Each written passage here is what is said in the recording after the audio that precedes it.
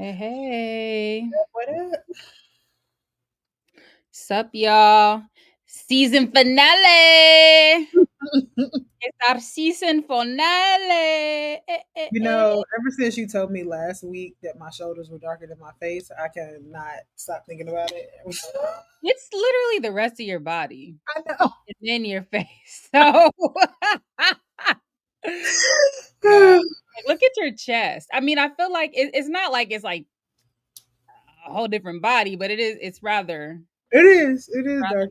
body. I told you. It's because I use SPF 50 on my face and not on my body. So That's so, but it's like, why not? Just because I use a face sunscreen that I rub on, and then I use a body sunscreen that I just spray on. That's too much. Like I ain't using all that on my body. hey, Yipper. Hey, Chitamacha.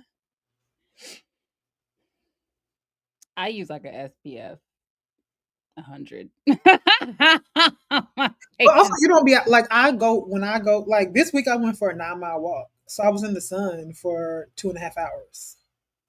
9 miles is insane. It was nice. Not Dre specifically saying, "Hey, Dr. Layla, You know, Dre. Uh, what's that's crazy. Hey, Leah. Hey, Leah. I think I want to do like a 10 mile. I said I would do it or like a half marathon walk, but not outside. I'll probably be on the treadmill. I could not do that on the treadmill. I'd be so bored."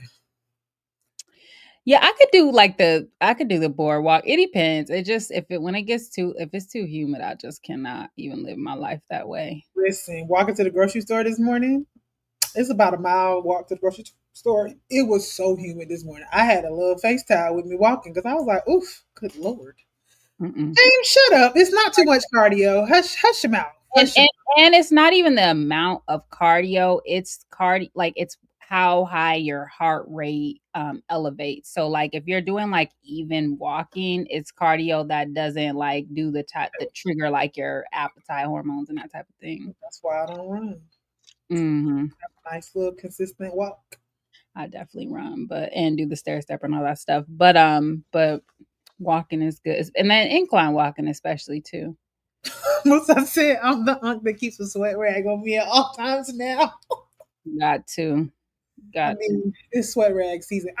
But you know what I found out? I don't sweat like that. I mean, when I work out, yeah, but like the walk, it's because of the sunscreen. When I put the sunscreen on, it just makes it's like that layer that's on my face just makes me sweat more. Mm-mm-mm. Also, I will say people I have to James talking about too much cardio. As a person whose mother died of a heart attack and grandmother died of a heart attack, I am very concerned with doing things that keep my heart healthy, and cardio is important to that. So you can hush. I have one of those like hand fans and like a manual fan. Oh yeah, I mean I carry those when I'm like dressed, but like when I go for the walks and stuff, I don't really be bothered with it. It's just if once it starts to drip in my eyes.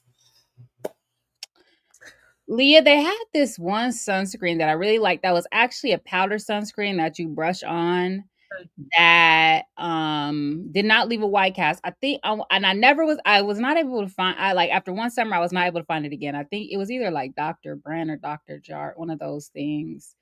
And then you just brush it on. And yeah, because I sunscreen can make me break out too.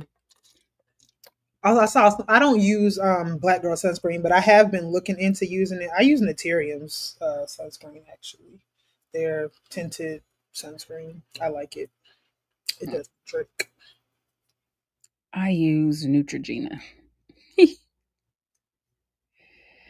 For the blacks, they sell out Walmart. No white film. Yeah. I feel like white cast is so outmoded. Like I feel like if you still have a white cast when it's just like sunscreen at this point, like be the companies, corporations, it's like Mhm. do better because I think it's because when there's too like a lot of zinc oxide or Yeah, something. it's been on the sunscreens. As long as it isn't Dr. Oz, who the hell is wearing that? I didn't even know the man had a sunscreen. All right. Should we get started? Yeah. So In terms of life, so I could finally announce this fellowship, y'all. You know, it's been 100 years, but this is the fellowship that I got. It is the Woo-hoo. 2025 Mellon Emerging Faculty Leaders. There is my picture at the top, and blah blah blah. Mellon, you can Google it. I just felt like like if you want to look up more information, it's not that whatever. It's basically for faculty who are um emerging, moving toward tenure. So I'm an associate professor, but I'm not tenure. And so like I know people are like emerging, but it's like, yeah, till you tenure, you're technically or till you are tenure, you're technically junior. So shout out to Melon. Not, but you know, also shout out to Melon. Other updates. I submitted an essay to Jewish Currents that is about our current like a Red Scare moment. So who knows when it should be out sometime in the next month or so. We will see. Of course, there's gonna be edits, all that type of thing. But that was good. Got that off of my plate. I think it'll add something to the conversation. And yeah, those are my updates, y'all. Y'all know it's boring over here. Well, yours are more interesting than mine. Mm, I thank think you. the only thing that I have going on in my life right now is that, usually I'd be off gallivanting around the world in the summertime. And I actually haven't been anywhere since December. Well, yeah, nowhere outside of the country. And so I have kind of just been like nesting, I think, this summer. Like I lately have been getting back into cooking at home and repotting plants and really just kind of being here making peace with myself. I was telling Sharice before we got on the call that or the Zoom, what is this? On the live. That I literally walked to the grocery store this morning to get some vanilla extract. And so that was like a 40-minute walk because I wanted to make iced coffee at home and I wanted to make simple syrup at home. So yeah, that's kind of what's going on in my life. And I guess the only other thing, we said that this is the season finale, so we won't be back for a few weeks. Is that, by the time we come back, I should have resubmitted my book proposal to more places and hopefully there'll be some forward progress on that. But if not, in the meantime, like I said, I'm just making peace with myself and preparing for impending doom. So, yeah, Enjoying that rent you paying. enjoying my rent. Also, the income that I have and the health insurance that I have at the moment, which I might not have in the near future. So who knows? What's your favorite dish that you've made so far? So I really this like I've known this, but lately I really am into like making homemade pesto, and so I really like chicken and shrimp pestos. Oh no, I made these chicken pesto lettuce wraps with like breadcrumbs. Oh, they were so good. Like chicken salad, pesto chicken salad lettuce wraps. Those were really really good. I think I'm gonna do them again soon. I really enjoyed those. That's funny because you made some pesto situation when you were over here. I'm obsessed with it right now. I don't know why. I just really but I like nutty things. I recently made some. Shut up. I recently made some like Thai cashew shrimp, and surprisingly, I had all the ingredients in my house. Like I had sesame oil, and I had hoisin sauce, and I had ginger. I was like, "Oh, okay," because I just looked it up. I was like, "What do I need to make it?" I was like, "Oh, I have everything that I need," and that was really good too. So that's what I'm eating for dinner tonight. Can't understand why people like chicken. Have you heard of black? I'm like, no, I'm just playing. Nah, chicken cool. I don't like turkey too much, but I'll take the I'm like, barnyard. Yeah. I don't understand why people like tofu. Tofu is gross to me. And I know people are always like, oh, you can make it taste like anything. That still. But have I ever had Peruvian pesto? No, and I would happily try it. See, now you got me wanting to look up some new stuff. Peruvian pesto sauce spaghetti. See, that might be my next thing. Um, yeah, I don't know what's wrong. What's wrong with chicken? I'm the sole Black person on the planet who's never liked chicken. Tofu is manufactured as. Do you like tempeh? Is it just the texture of tofu? I don't like the texture of tofu, but I don't like if I'm gonna eat vegan, then I want to eat vegetables. I don't want to eat meat like substitutes. I don't like all of the things that make me put me in the mind of meat. Like if I'm gonna eat vegan, then just I want vegetables and fruits and those things. Yeah, but you need protein. But you can get protein from different things. You can get protein from beans. You can get protein from leafy greens. You get protein from a lot of different things. Leafy greens. Yo, too little protein. Do you know how many leafy greens you would have to eat that matches like okay. I don't. I don't like the bulgur wheat crumbles. I don't like tofu. I don't like tempeh. I don't like what's the other one? Shaitan. I don't like none of that stuff. I don't like none of the meat substitutes. I mean, but sometimes people don't try to eat them as a meat substitute. They just eat them as like protein. Because some people do try to like how people make like cauliflower wings. People are trying to replace meat, but then other times it's just like you need to get your protein. And those Uh, and cauliflower mushroom, I don't mind any of those, but because I do like some. Why Ricky say I'm one of those people? What people that I don't like meat substitute? Like, I don't like too much. Yeah, I haven't eaten actually too much like vegan substitute meats. Like what is it? Chicken with a X or what? I don't know what it's. Tofu. they'll call me Popeye. Yeah. Right. I don't think that she's thinking that they're meat substitutes, but people do tend to use them in lieu of a meat. So if you're making like a stir fry or something, like people use it like in lieu as the protein in lieu. Pork? Oh no, not the swine. And I don't really eat red meat, but you know, Sharice, my weakness when we eat Ethiopian food is when I'm gonna have me some lamb. Mm-hmm. Cannot turn it down. Cannot turn down the lamp. Okay, so we are, as we said, this is our like season finale. This is our 12th episode. Sorry, y'all. There's like some little fly in here. And so we just thought we would do a season recap because it's been a long time. Our show, we came back on February 6th, and now it's almost, we halfway through July, so that's quite a lot of shows. So on our first show, we kind of just talked about where we have been in Black History Month. And then the second show, that's when we had Orion talking about I think his rejection of like the AAIHS prize and among other topics. We had Michael Anderson talk about radical pedagogy, which was cool. I enjoyed that episode a lot. I always like talking about pedagogy. Yes. Yes. Then we had your favorite episode with K. Andrews talking about Pan-Africanism and maybe his new book. Maybe he talked about We were talking about his new book, yeah. Yeah, Malcolm. Then we had an episode that wasn't an interview. We just talked about what we're reading, what we're watching, how are we facing that moment that we talked. I think that's the episode we talked about like Dean Spades, like mutual aid,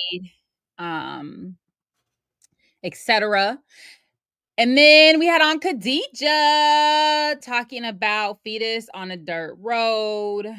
That was a good conversation. That was a good conversation. Then we had on Arlene Eisen and Robin Spencer talking about the Vietnam War. So what, the 50 years since, was it the Tet Offensive or the end of the Vietnam War? And the anniversary. Dien Bien Phu. I think it was the defeat of the United States. Yeah. I really enjoyed that episode because I personally felt like I learned a lot, especially from Arlene's experience. Mm-hmm. Absolutely. That was a great conversation. Then we did our African Liberation Day conversation, which is a yearly thing. And then we had our Mbrock review with like Erica popped up, Musa and Too Black. So that was great to get, some feedback. And I've actually like recommended that video. A couple people who weren't able to make it were asking me about it. And I'm like, well, we do a breakdown here. Then we had on Brian Quoba, big homie Brian, to talk about his new Hubert Harrison book. And our penultimate episode was with Ismatu Gwendolyn. Mhm. And that was our season, a pretty eclectic but formative season. So yeah, which was your favorite? Favorite.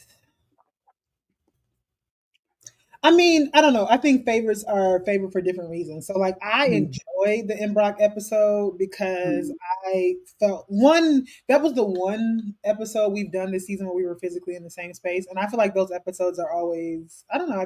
I like when we're in physically in the same space, and I guess because so much of season two we were in the same space because you were still living in Boston. mhm, So it just but like I said, I personally felt like it's probably. It's a toss up. It's probably between Michael Anderson, the Vietnam episode, and Khadijah. Like it's somewhere between those three mhm, for me. And again, I think the and I'm probably gonna go with the Vietnam episode just because like I said before, I felt like I really did learn a lot. And that a lot of times I think we come into the season, to the episode with like things that we're thinking about and we're trying to mhm. shape conversations for the audience. But I think in a lot of ways with that episode, I really felt like I was just, could have been a student in a classroom and just really kind of facilitating this. So I really appreciated that conversation. What about you? Yeah, I'm looking over the list. What was my favorite? I don't like interviews that much. I like when we do them. So, like, I like the episodes when we're just kinda chatting and offering, like, our perspective. So I appreciated the reading episode or the episode when we're talking about, like, what we're watching and reading. But then I would say, probably Brian, just because Brian's one of my great friends, and he been writing that book for so long, and it's like I've known him and sort of been in conversation and community with him for much of that time. So it was nice to have him on, and I think it was one of the first podcasts he's done about the book. So yeah, shout out to him. Ralph said that they really liked the relationship episode. I forget which one that was. That was the one where we were talking about like what I think wasn't that the one we were talking about what we were like reading and etc. Maybe. Because we were talking about like mutual aid, and then we were talking about like love in a fucked up world. That Yeah, was the one because I remember that. I remember talking about the relationship. I just can't remember which episode it was, but I did enjoy that conversation too. I think we've kind of a little bit gotten away from like when we were thinking about the structure of like life study revolution each episode, but I do think over the course of the entire season we have had I Mhm. think in-depth conversations about like personal life things. We've done study and we've had this conversation about revolution, and so thinking back to that episode, I did enjoy that conversation too. Yeah, we need to. So we do plan to do like some type of special episode where we just kind of do like a what's in the news, what's geopolitics, that type of thing, because we haven't talked about that as much because the interviews have just been getting longer and longer. So we'll have like a list of things of like we want to talk about that are kind of happening in the world, but maybe two. We already be pushing 3 hours, so and there's a lot going on in the world. In fact, since I think we're gonna have Navid Farnia come on, Dr. Navid Farnia, to talk about the Anti-Imperialist Scholars Collective, which I'm a part of, that just launched, and hopefully Layla will be a part of soon. But we still got about 10 minutes. So do you want to talk about the emergency summit? Should we talk about the Oh emergency yeah, we can that do just that. happened? So yesterday, the Hague group, which I think is a group of like 8 countries, but I think 30 countries or so contributed to this discussion. Met in Bogota to talk about um, the continued aggression against Palestinians in Gaza, and and also like holding Israel accountable more in terms of international law. And so I wanted to. So this is there are a couple different places where you can find stuff about it, but this is from the Middle East Eye. They did like just like a little short report. On it says members of the let me share my screen. Members of the Hague Group declare 6 concrete steps against against Israel at the Bogota summit.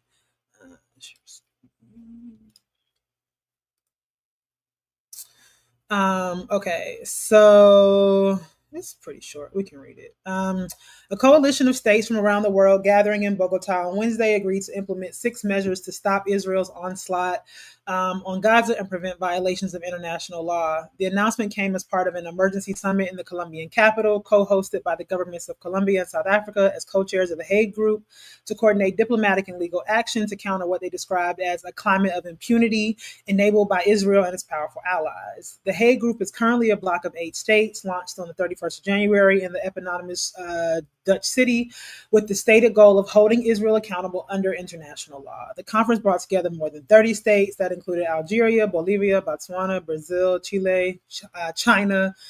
Saying Chile and then China, I was about to say China, Cuba, Djibouti, Honduras, Indonesia, Iraq, Ireland, Lebanon, Libya, Malaysia, Mexico, Namibia, Nicaragua, Norway, Oman, Pakistan, Palestine, Portugal, Spain, Qatar, Turkey, Slovenia, St. Vincent and the Grenadines, Uruguay, and Venezuela.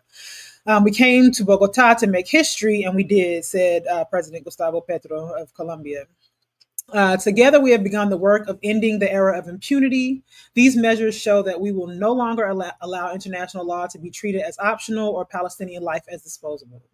In the deliberations at the Bogota conference, all 30 participating states unanimously agreed that the era of impunity must end and that international law must be enforced without fear or favor through immediate domestic policies and legislation. Along with a unified call for an immediate ceasefire, the Hague Group said in a statement. To kickstart that process, the group said that 12 states from across the world, Bolivia, Colombia, Cuba, Indonesia, Iraq, Libya, Malaysia, Namibia, Nicaragua, Oman, St. Vincent and the Grenadines, and South Africa, have committed to implementing the 6 measures immediately through their domestic, legal, and administrative systems. The measures seek to break the ties of complicity with Israel's campaign of devastation in Palestine, the group added. A date has been set for September 20th, 2025, coinciding with the 80th UN General Assembly for additional states to join them in adopting the measures. So, what are the measures? So, there are 6 measures. One is to prevent the provision or transfer of arms, munitions, military fuel, related military equipment, and dual use items to Israel. 2, to prevent the transit, docking, and servicing of vessels at any port in all cases where there is a clear risk of the vessel being used to carry arms, munitions, military fuel, related military equipment, and dual use items to Israel. 3, prevent the carriage of arms, munition, military fuel, related equipment, and dual use items to Israel on vessels bearing our flag, and ensure full ability, including deflagging for noncompliance with this prohibition. 4, commence an urgent review of all public contracts to prevent public institutions and funds from supporting Israel's illegal occupation of the Palestinian territory and entrenching its unlawful presence. 5, comply with obligations to ensure accountability for the most serious crimes under international law through robust, impartial, and independent investigations and prosecutions at national and international levels to ensure justice for all victims and to prevent and the prevention of future crimes. And then finally, 6, support universal jurisdiction mandates as and where applicable in national legal frameworks and judiciaries to ensure justice for victims of international crimes committed in occupied Palestinian territory. So I'm not going to read the rest of it, but I did want to just call attention to the fact that that has happened, that is happening. And, we'll continue to see what happens in terms of being able to implement those measures. You're muted. I think that I will. I'll be interested to see how these measures are implemented, especially because what is the strategy around like the United States? Because the main person doing all, or the main entity doing all this shit is the United States, and to a much lesser extent, Western Europe. And so I wonder what, I mean, obviously they don't have to dump the whole person out and tell everything here, but it's like I see um when they say they're committed to this, right? These countries are committed to this. It's like, what does that commitment look like? You know? So, um, but I think it's definitely reflective of the shift in international disposition towards the Zionist entity, and reflects, I think, more and more momentum. Also, I mean, I said drop it in the chat. She texted it to me. Oh, Erica wanted us to share this petition okay. from Black Alliance for Peace.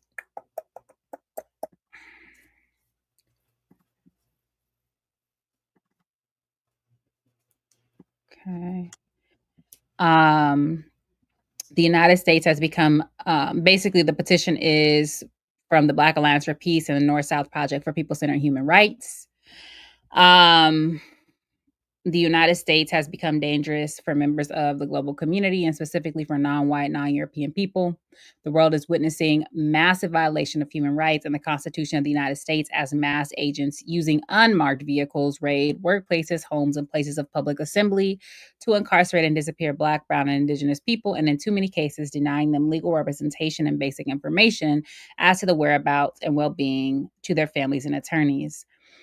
Under the current U.S. administration, anyone suspecting of or residing in and or visiting the United States with or without "quote unquote" proper documentation, including U.S. citizens, are being harassed, questioned about their political beliefs, and even detained without due process. This repressive environment has created a sense of insecurity and anxiety for travelers to the U.S., including students and even some diplomats of foreign nations. Even individuals, while in transit to other countries, have been subjected to harassment and intimidation. But this is just part of the story. The state of Israel, with direct assistance from the United States, is committing gross and profound violations of human rights and international law through military adventures and carrying out an ongoing genocide, in addition to other war crimes, including but not limited to collective punishment and starvation. This is on top of Israel's 8-decade pogrom of apartheid against the Palestinian people, as well as a perpetual disregard for the sovereignty and self-determination of the Lebanese, Yemeni, Syrian, and Iranian people and their respective governments and bodies of leadership. The global community every day witnesses Israel's wanton slaughter of people and pillage of lives, with the full endorsement of the United States, which continues to fund, arm, and promote Israel's tactics of terror and barbarity. Both FIFA and the IOC have previously denied the hosting of and participation in international events for nations and governments who have acted in ways that they deem antithetical to their stated core values of human rights, anti-discrimination, and global sustainability. For instance, both IOC and FIFA banned Germany and Japan from international competition following the Second World War. Additionally, IOC banned the Republic of South Africa from participating in the Olympic Games from 1964 to 1992 due to the nation's racist system of apartheid, and FIFA banned the nation for participating in its matches between 1961 and 1992 for the same reason. And more recently, the IOC has instituted a standing ban on the Russian Federation for participating in its summer and winter games due to what it deemed an illegal invasion and occupation of Ukraine. This raises the question as to why FIFA and IOC are affording the United States and the state of Israel with preferential treatment over the nations who have been and are currently sanctioned and banned from competition and the hosting of international sporting events for violations of the core values of both bodies. Therefore, we, the undersigned, as members of the global community and people, institutions of conscience, demand that FIFA and IOC withdraw the United States and the state of Israel from hosting or participating in international competitions, competition events, until such time that both nations demonstrate a willingness to adhere to each agency's core values and further operate in ways that adhere to international law and human rights. So sign the petition, y'all. Sports is political. That's it. Everything is political. Mm-hmm. Claudia said FIFA is considering moving the games from the U.S. to Canada for the World Cup. Keep the pressure up. And Erica said whatever international shifts have been occurring have been predicated on the shift of the people and their ability to shift their governments. There are no benevolent acts. So, well, we do have two guests today, but we can quickly go through the comments from last week before we, or the last show before hopefully our first guest joins us. So we don't have a lot of comments from last episode, and they're mostly, what do you call it? I can't even think about the right term. But Kai Nwa Ogu, maybe, said, "Thank you, Dr. Leda, for attempting to pin down the class and power analysis." Um, Charting Maps 4 said, "Can someone add Moose's article reference?" Added is added to the show notes, or because I think we did put it in the chat last time, but I'll try to remember to add it to the show notes. Robin Siju said, "I'd like to recommend Nia Ola as another grounded content creator providing anti-capitalist and anti-imperialist analysis of current events, TikTok discourse, etc. She's also an Afro pessimist." And then what is it? Julie Witt basically seconded that. Yes, I was thinking of her as I listened to It's My To Speak. We are putting a pause on our like kind of on the influencer, the political education, radical influencer series. We need to think more deeply about like what we actually want that to look like. Mm. But we will keep in mind all of these people as we are rethinking that. So as a Haitian, and is that Cuban? I think it's Puerto Puerto Rican. Rican? Okay, as a Haitian, sorry, y'all. As a Haitian in Puerto Rican, I understand the lineage responsibilities, especially when they align with you. Then there was Bim said, "Thank you for the deep, complex conversation. I've seen clips from Miss Matu here and there, but nothing beats her speaking in length, or them speaking in length. I feel nourished." Sums 808 said, "Lovely, fruitful conversation." Art Patron 719 said, "The thumbnail captured me." Helpful Harm said, "This was amazing." And finally, I think this in Yama. Thank you. Really, no way to be better at gratefulness. Y'all ran another clinic here. This was really good to watch y'all three talk and discuss Ray's point. This felt like a conversation that we just got to hang around for. It felt deep. So thank y'all as always for engaging.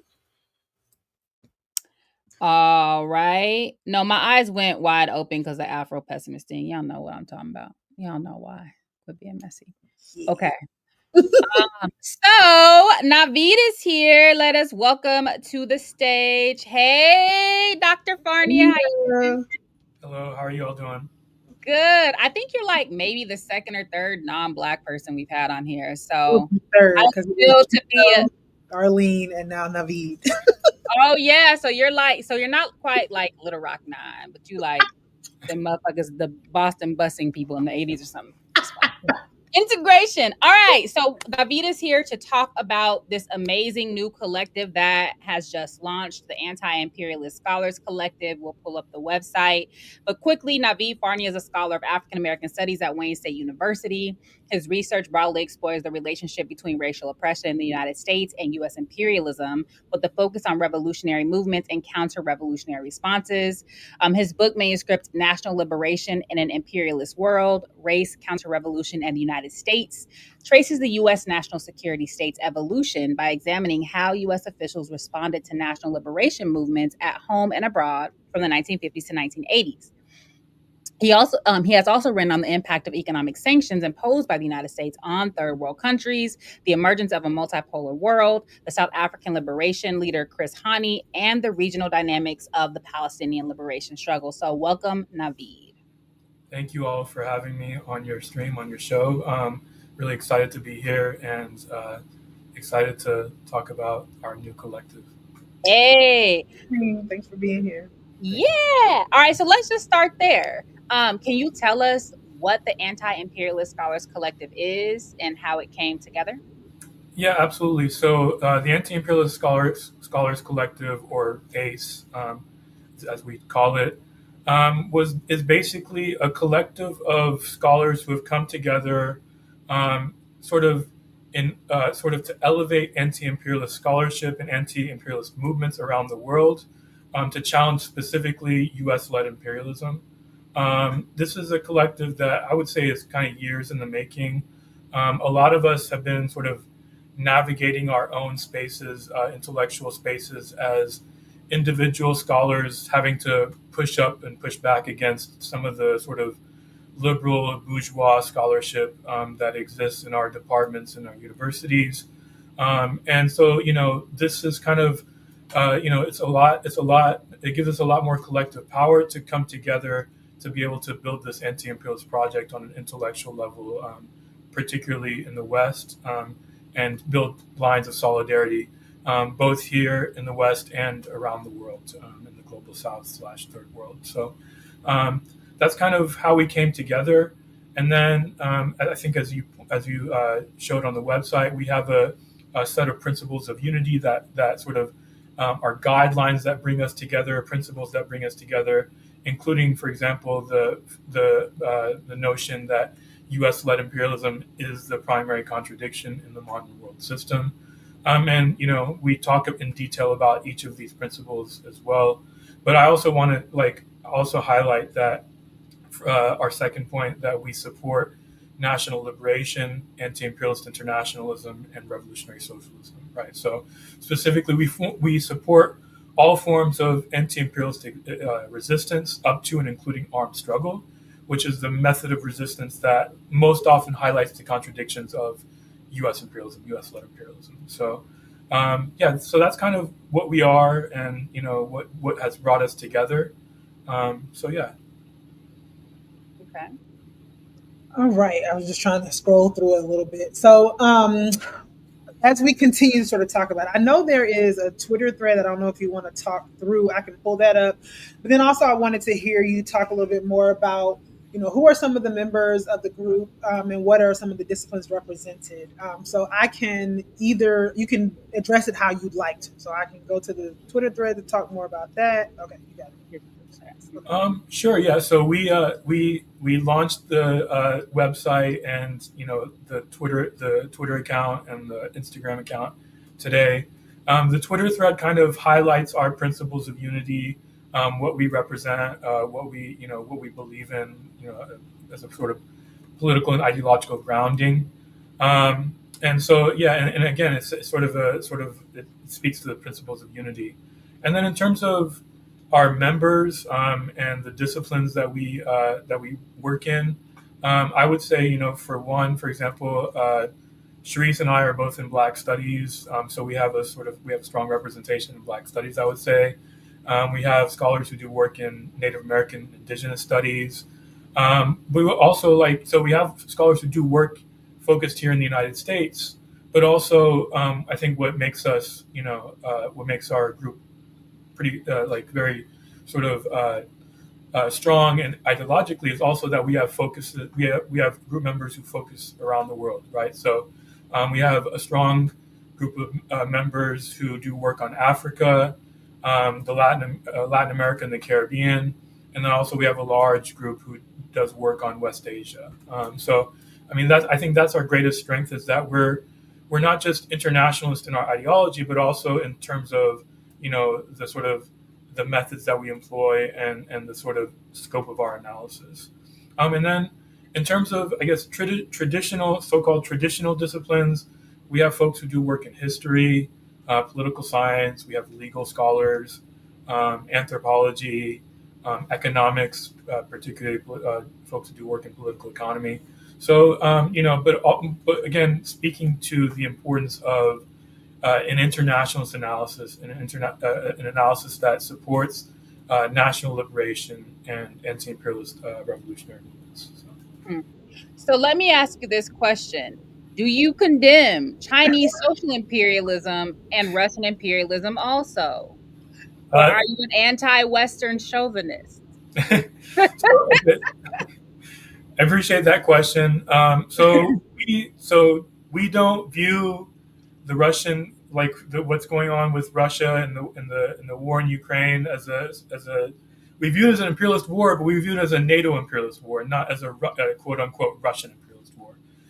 We don't view China's sort of international project to build, for example, the Belt and Road Initiative, the BRICS, for example, which is a collective third world project. We don't view that as imperialist. We view multipolarity as a challenge against imperialism. That multipolarity and national liberation, they're not fundamentally opposed to each other, but they actually go hand in hand. Multipolarity helps create the conditions for national liberation movements, as we're witnessing in Palestine, and then also so in general West Asia and also in West Africa. but also, national liberation serves multipolarity. It feeds into and fuels multipolarity in the sense that it challenges Western imperialism, right? So, in that respect, I don't condemn Russia and China. Um, in fact, Russia and China have proven to be a lot of times on the right side of the sort of in terms of anti-imperialism, supporting AES in West Africa, supporting liberation movements in West Asia, and so on and so forth. So, Why are you, or why is it important? So also, can you just, I mean, we're assuming our audience should know what imperialism is, or Tip probably does know what imperialism is, but can you talk a little bit about what it actually means to be an anti-imperialist, and maybe perhaps especially in the space of the academy, and why is it especially important to be vocal as scholars against imperialism right now? yeah. So, good question. So, I think to speak to your question about why it's important for us to be vocally against U.S. and Western imperialism also answers the question of what we view and what imperialism actually is. So, I'll give you a sort of a recent historical example that actually speaks to scholarship as well. I think about 15 years ago, the scholar Sam Moyo and Paris Heroes released an article called "The Zimbabwe Question and the Two Lefts," right?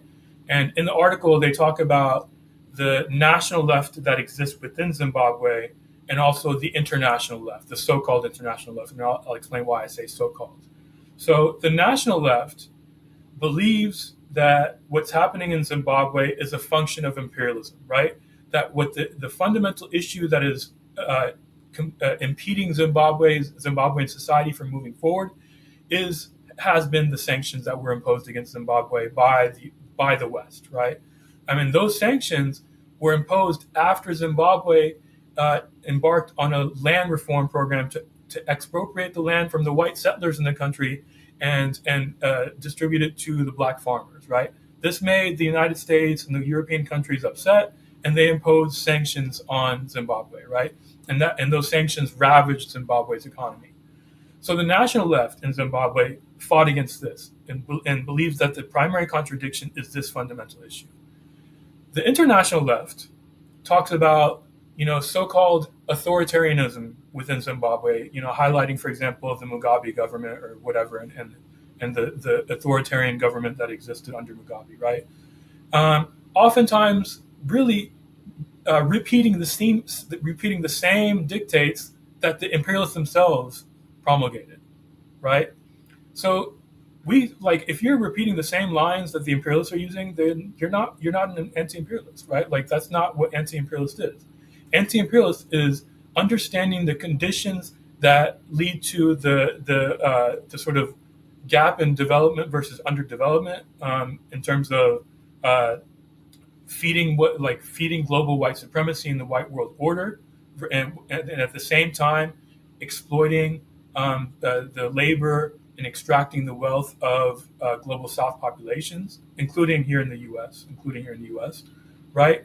And so struggle against that is anti-imperialism. Right? Anti-imperialism is not just supporting whatever abstract movement that exists on the ground in Zimbabwe or whatever, right? It doesn't mean that, right?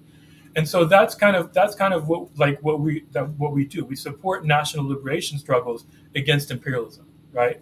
And we could talk, I mean, Syria, what's happening in Syria today, literally like right now, is a primary example of that, right? I don't have to talk about that, but that kind of speaks to the confusion that the imperialists propagate, and that's the confusion that we want to clear up as anti-imperialist scholars.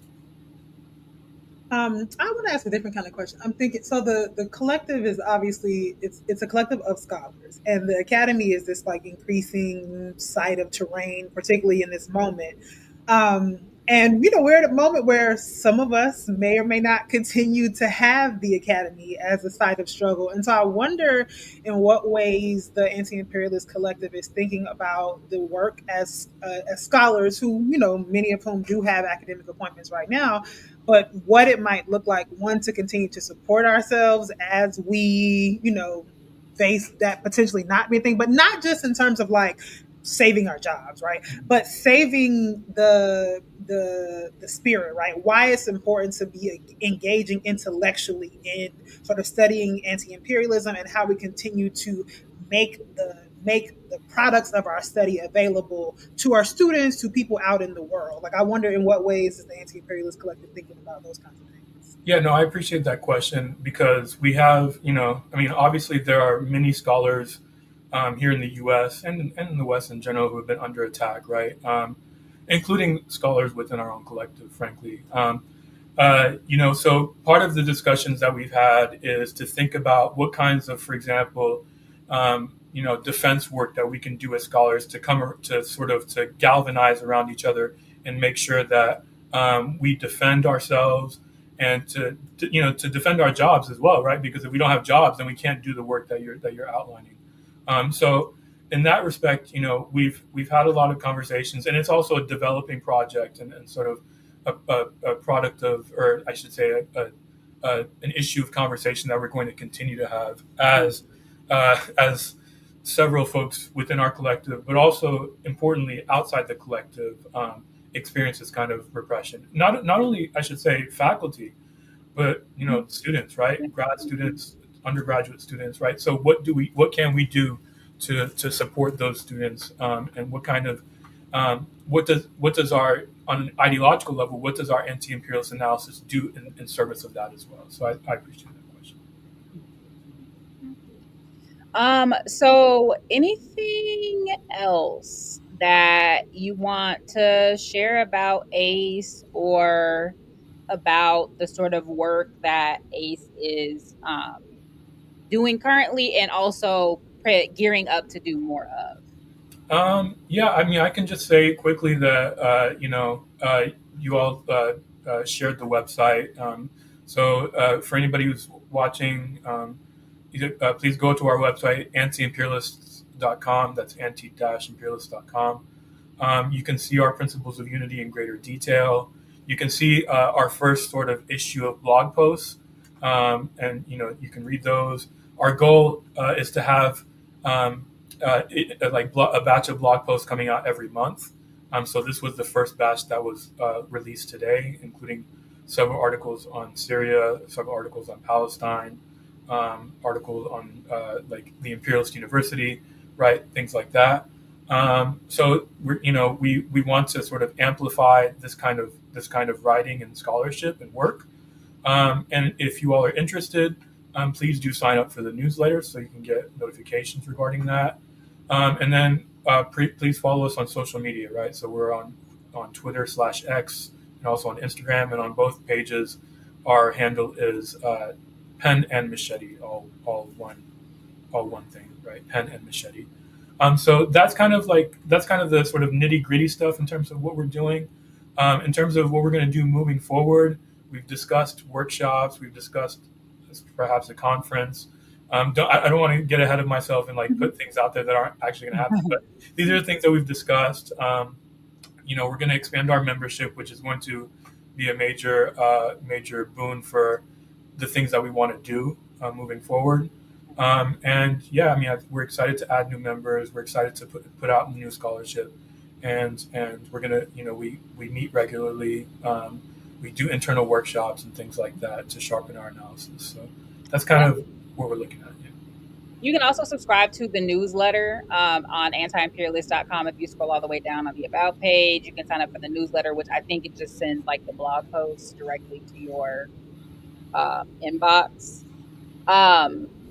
Yeah, so I think the other thing too, for those who are in academia, we've organized like several panels at different conferences. So like American Studies Association, most recently Caribbean Studies. I think there was some at ISA. So also, if you're on the conference circuit, I think that might be less and less people because in this economy. But like pull up to some of those panels where we're talking about imperialism from a variety of different angles and offering an anti-imperialist analysis. So yeah, anything? Yeah, it doesn't seem like there's any questions in the chat. So yeah, y'all just definitely support this we have lots of critiques of academia, of academics for good reason, and this is, there are, those of us in academia who are trying to wage this struggle, especially at this critical juncture. So thanks, Navid. Anything else? That's it on my end. Thank you all again for having me. I really appreciate it. All right. And yeah. Thanks for coming Thank on. See you. you later. All right. Thank you. Take care. Um, so yeah, man, Anti-Imperialist Scholars Collective. It goes down in there. I have learned so much about Southwest Asia in particular from this group. Hmm.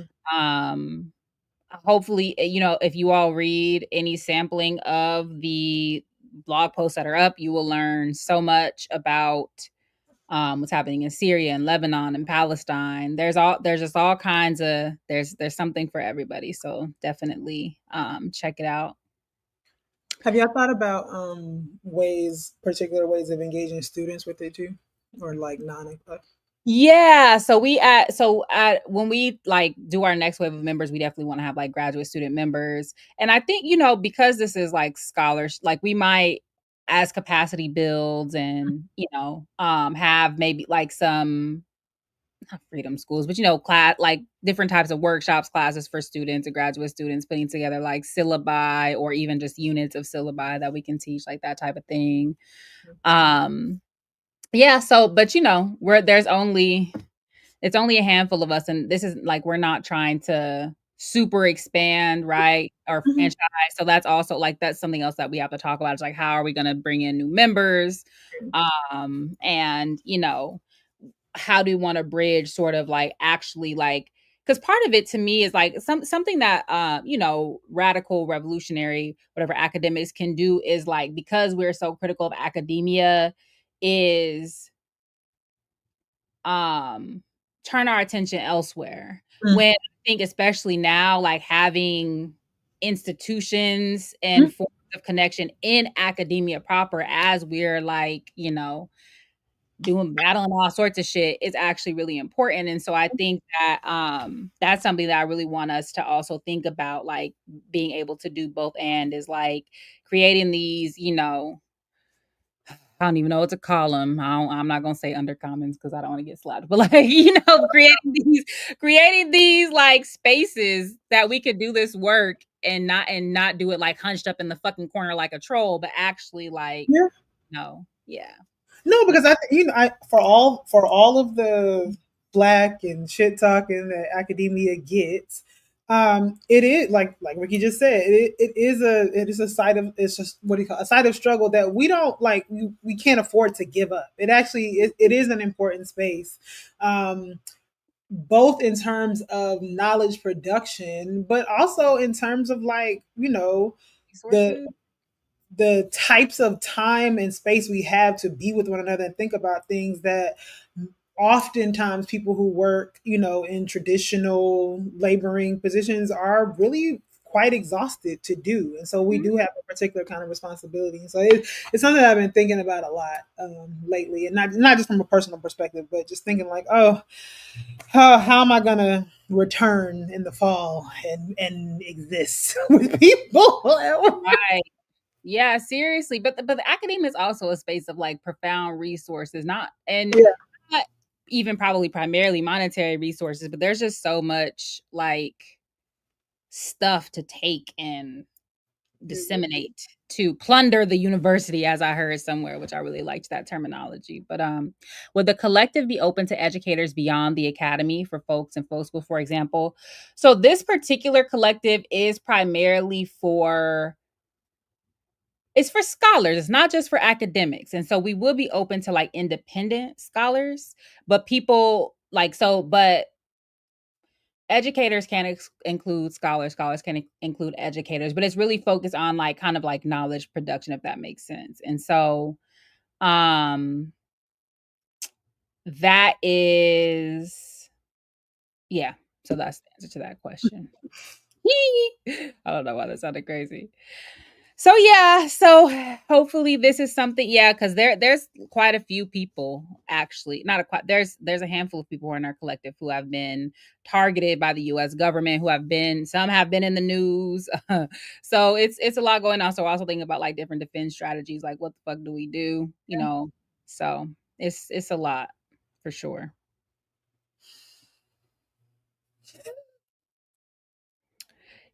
Oh man, just like you said, a lot for sure, a lot to think about. We're waiting for keto now.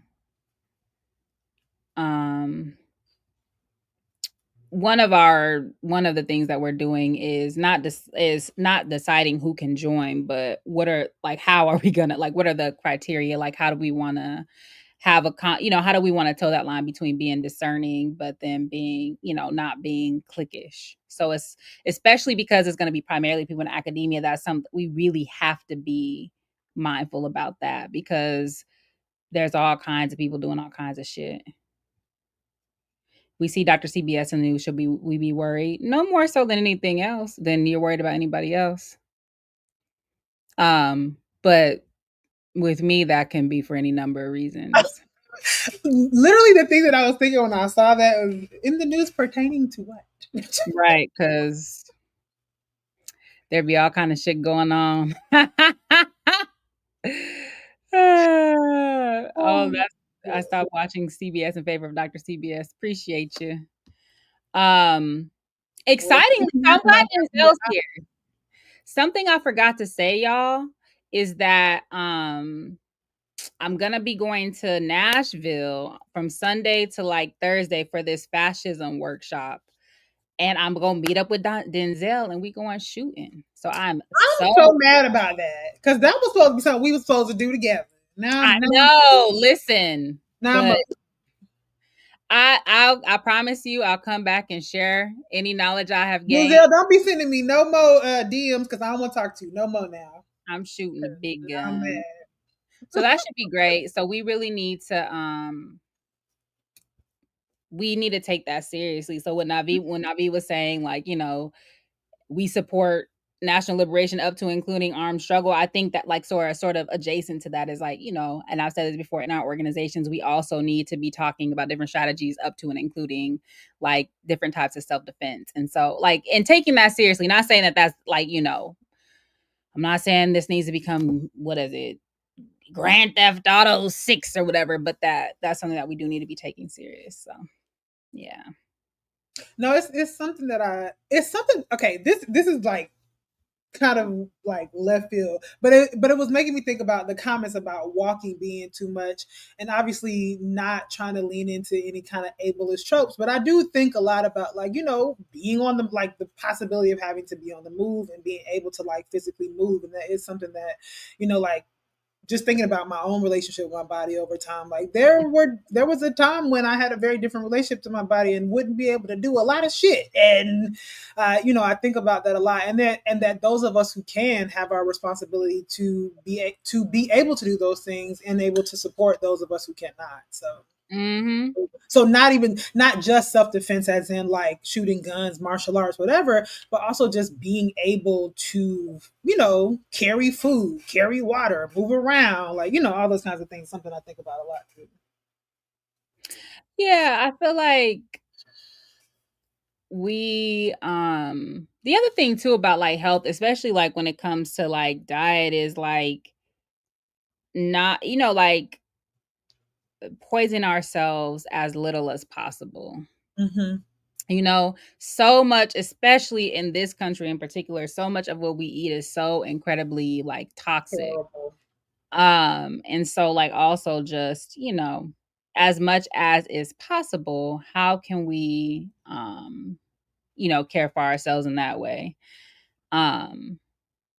So yeah. That's all of it is important. Exercising is important. Exercising for like endurance and strength, as well as vanity, if that's your thing. I don't care, Denzel. I'm mad. I'm gonna be in my feelings for the rest of the show. Maybe I'll get over it in 2 hours. You want to try the bow, like a bow and arrow? Oh, like archery? Yeah, we talked about this before when I talked about my obsession with The Walking Dead and Daryl being one of my unsuspecting favorites. I always Mm. think of that damn bow and arrow. Yeah, I mean, I think the what is it? They're not spear guns, but the one that you shoot. I know what you're talking about. Yeah, a What's crossbow. it called? Crossbow, yeah. Crossbow. Yeah. And then there's a whole um set of martial arts called Kali. Apparently, that's like close up knife fighting. Mm. Yeah, there's all kinds of stuff, y'all. But we have to we gotta get it together, man. We gotta get it together. So clearly we're just kind of like Killing time. yeah, we're just Quito should be here soon. It's not that he's late because he No. said 5 o'clock. So yeah, y'all. What next season? What y'all want to see? I'm on Kiese Lemon's helmet actually because Oh yeah. he would come on this season and didn't happen. But his children's book did come out too, so he probably had all kind of stuff. But yeah, Quito Swan. That's who's coming on today. That is our Ace Boon Coon. We've had him on. Have we had him on once or twice? I know we've had him on at This least will be once. his second time coming on because he came on to talk about the Black Pacific book. Black Pacific. And I think he Mhm. was on LDI when Jared was still the producer because I think that he was talking about something else. He was talking about I think we're talking about diaspora or something. I can't remember. But anyway. What I else? guess What we else? gotta have Gerald. I guess we gotta have Gerald Horn back. He wasn't on this season. Yeah, we gotta have Gerald on. Big Gerald, because he done Oh, had I about remember Ajamu said he wanted to come back and have real time. who did? Ajamu. Oh, Ajamu. Oh yeah, Ajamu want to stretch out and really, pop his peas. I'm down with that. Um, so I am super down with that for him to come. He said Um, he's coming, but he looking for what now how you gonna text me say I was looking for my phone? oh my God. It's Keto. Hey. What you waiting on? Like, I didn't even get in the room, and I already feel like some sense of like something. Hey, you ain't Well, doing nothing but the rent, Dr. Swan. well, Erica said she missed you and that you would be late. Who said that? Who's that? Erica Erica Kane. came. What? Oh, I'm taking notes. Any other comments? Any other? Who else? Who other Um, news I gotta. well, we were talking about like self-defense things, and I remember I asked you just the other day if you were still doing capoeira, and you said you just been playing around. No comment. But anyway, okay, so I'm gonna read your bio, then we're gonna get rolling. Okay, So you got hailing it already? Jim Jones braids, or you got a lot? I don't know who Jim Jones is. Oh, okay. I'm not talking about Kool-Aid Jim Jones. I'm talking about Jim Jones with the braids. I don't know who Jim How Jones you is. damn brushes forward. Never Honestly. heard of him. But I do like Nas. I do like Nas. You do? But I You do don't like. write about him in the book? Yes, I do. Oh, you do. He Stop. ain't got no chapter though. Stop playing with me. See, should we start now or should we start I'm gonna read later? the bio. I'm gonna read the bio. That's Hailing actually from part of my Bermuda, Quito Yep. Swan is an award-winning scholar of Black Studies, professor of history and director of Africana Studies at the George Washington University. He has authored a number of books on Black internationalism. His latest book, fourth book, if I'm not incorrect, is Born A Sufferah, Dancehall Music's Insurgent Soundscapes, which came out this year with Bloomsbury Publishing. In 2022, he released Pacifica Black, Oceania, Anti-Colonialism and the African World with NYU Press. That book received an ASALA, Association for the Study of African American Life and History Award in 2023. The best book in African American history. In 2020, he released Paulu's Diaspora, Black Internationalism and Environmental Justice with the University of Florida. And that book won an AIHS prize, the Polly Murray Book Prize in 2022. His research has spanned the Americas, Africa, Europe, and Oceania. His work has been awarded several prestigious fellowships, including those garnered from the National Endowment for the Humanities, Harvard University's Radcliffe Institute, the American Council of Learned Societies, Australia's University of Queensland, and Kenya's Jomo Kenyatta University. In 2020, Swan was an expert witness for the Bermuda government's Commission of Inquiry into Historic Land Losses caused by segregated hotel development in the 1920s and the building of World War II U.S. military bases. His writings have appeared in Radical History Review, the Journal of Civil and Human Rights, the Journal of African American History, and the International Journal of Africana Studies. And to top it all off, he is actively working on his fifth book entitled The Lookout Fetish, Global Surveillance and the Black Popular Culture. So we welcome you back, Dr. Swan, or should we say DJ More Time? Is that what she More Time today? DJ More Time. Oh, now we don't know who that is? Okay. All right. Yes, big up DJ More Time. Big up. Respect. Respect in every aspect. Okay. So I wanted to start off with kind of a general conversation. So we have been having conversations on the show. We've had a couple conversations on the show this season about culture work and cultural workers. And so Born A Sufferah takes us on a journey through what you call the global 1990s, drawing through lines from the Reagan era U.S. policy to South Africa, Venezuela, Brazil, and other places. So can you talk a little bit more about the relationship or responsibility of dancehall as cultural work and how that has changed over time? And also maybe to think about this. So one of the things that we've been talking about is the relationship between like cultural workers and like the kind of entertainment class or celebrities for politics. So can you help us think about that through dancehall? Yes, I know you all don't like celebrities, which I think is great. But I think in this context, I just want to kind of stress that the book is really about Black insurgency and Black crisis in the long 90s, told through an archive of dancehall, reggae, and sound system culture. And so sound system culture is really the culture dynamic that creates the platform for dancehall and for reggae and other musical genres to actually flourish. Sound system culture comes out of 1950s Jamaica, and the first music that the sounds are playing, calypso, mento, boogie woogie from New Orleans, jazz. They're not playing reggae yet. Reggae hasn't been born yet.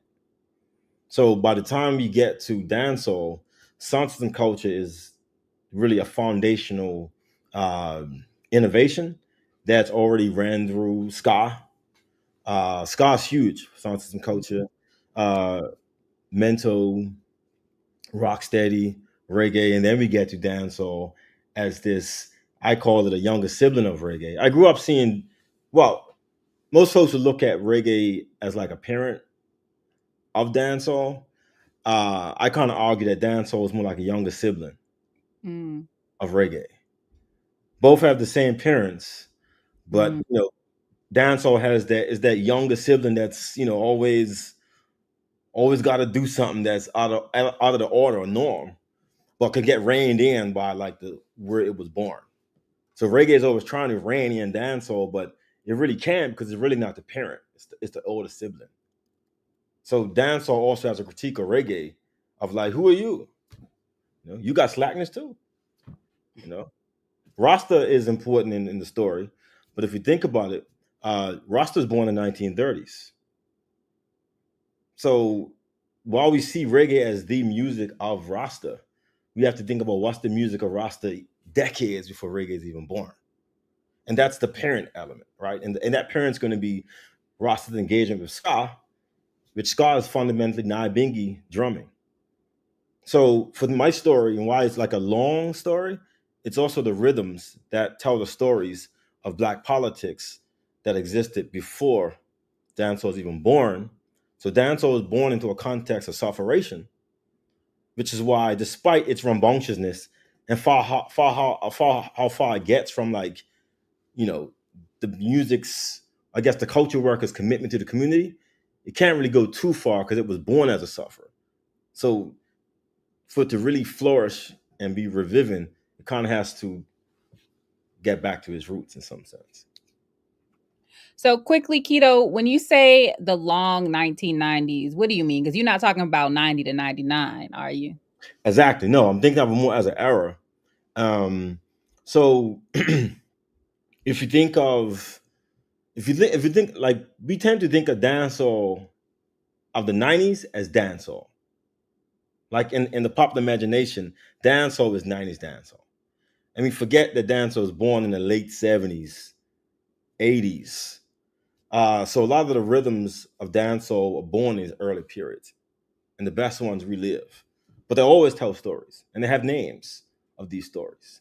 Uh, I also kind of bookend the project around 9/11, so that's kind of the long 90s. So dancehall and Vibes Cartel was born in this moment. Um, but Vibes Cartel's significance and Buju Banton, for example, you can tell how important they are because they're important now. So while the book isn't about now, there is like a long kind of sense of this is also influencing beyond the actual scope of the book. But as we know, at some point books have to end. But I think there's a number of critical elements in the 90s, the long 90s, like the birth of the internet. That's a 90s post 2000 thing that the zeros don't really match. Y2K was a big deal. And a lot of what's in the 90s, the politics is also black people's concern with the new millennium. Like Mhm. forget now the sense of like what's about to happen for black folks. And I kind of argue that in the mid late 90s, these different radical traditions kind of go to war, Mhm. quotes over what's the way forward. And then arguing about the forward, they're also arguing about what was the past. And by these traditions, I mean there's Rasta, there's Nation of Islam, there's the New Wabians, there's black folks rooted in a real sense African American politics, there's socialists, there's communists, there's all these folks who have ideas about the way forward. And dancehall and reggae, because it's so predicated on recording everything, also becomes an archive of these big debates that you haven't really told that story of the 90s, the black 90s. Mm. Mm. Historians think it's too close, right? You know, but it's still here with us. Yeah, Erica put that in the chat that the 90s is an understudy. But they just weren't you one of the co-editors of like didn't Ja come out with you? I don't think you can see the chat, Keto, unless you signed up to StreamYard. But you're one of the co-editors of the 90s issue. Wasn't there a 90s issue that just came out? Or that I was in it. Right. Yeah. I wasn't a co-editor, but I was in it. But well, maybe they might say a big distinction. It was really long 1980s. Yes. Okay. I put the 80s also with the 90s because I think, the zeros don't always work. I mean, they sound neat, but they don't really tell us exactly how things kind of overlap the era. Yes. Right. All right, so let's tip in. So you already know my favorite chapter. Yes, chapter indeed. 1, because it is about my beloved Walter Rodney, specifically the commemoration of like who he was as a politician and then his assassination. So why was Rodney's assassination worth commemorating through what you call the Caribbean soundscapes of reggae and sound culture? And then also, how did Forbes Burnham and the PNC aim to curb its influence? And then a caveat to that is like, is it harder to sort of stop the circulation of political ideas through maybe music than it would be through like a pamphlet, for example? So that's part of that. And then finally, can you elaborate on how you write, quote, reggae and dancehall facilitated the staying power of Walter Rodney? Yeah, great questions. Excuse me. It was important for me to start with Rodney too, as a Rodneyite. No, we Rodneyist. Patricia Rodney doesn't like Rodney. Oh, okay. Oh, hope she's not watching. As a Rodneyist, I wanted to start the book with the 80s because the case of Rodney is also speaks to what's about to happen to black radical movements throughout the 80s, as opposed to it's his end of his life or end of the 70s. Rodney's experience is also going to inform the 80s, which is not often seen as a space of revolution. Like we see revolution as the 70s. So Rodney's important to start. For me, it was important to start there. And I think Yeah. Also, I was really curious. I mean, I come into the soul discussion of Rodney and Rasta do popular culture. I read Groundings before I read How Europe Unwrapped Africa.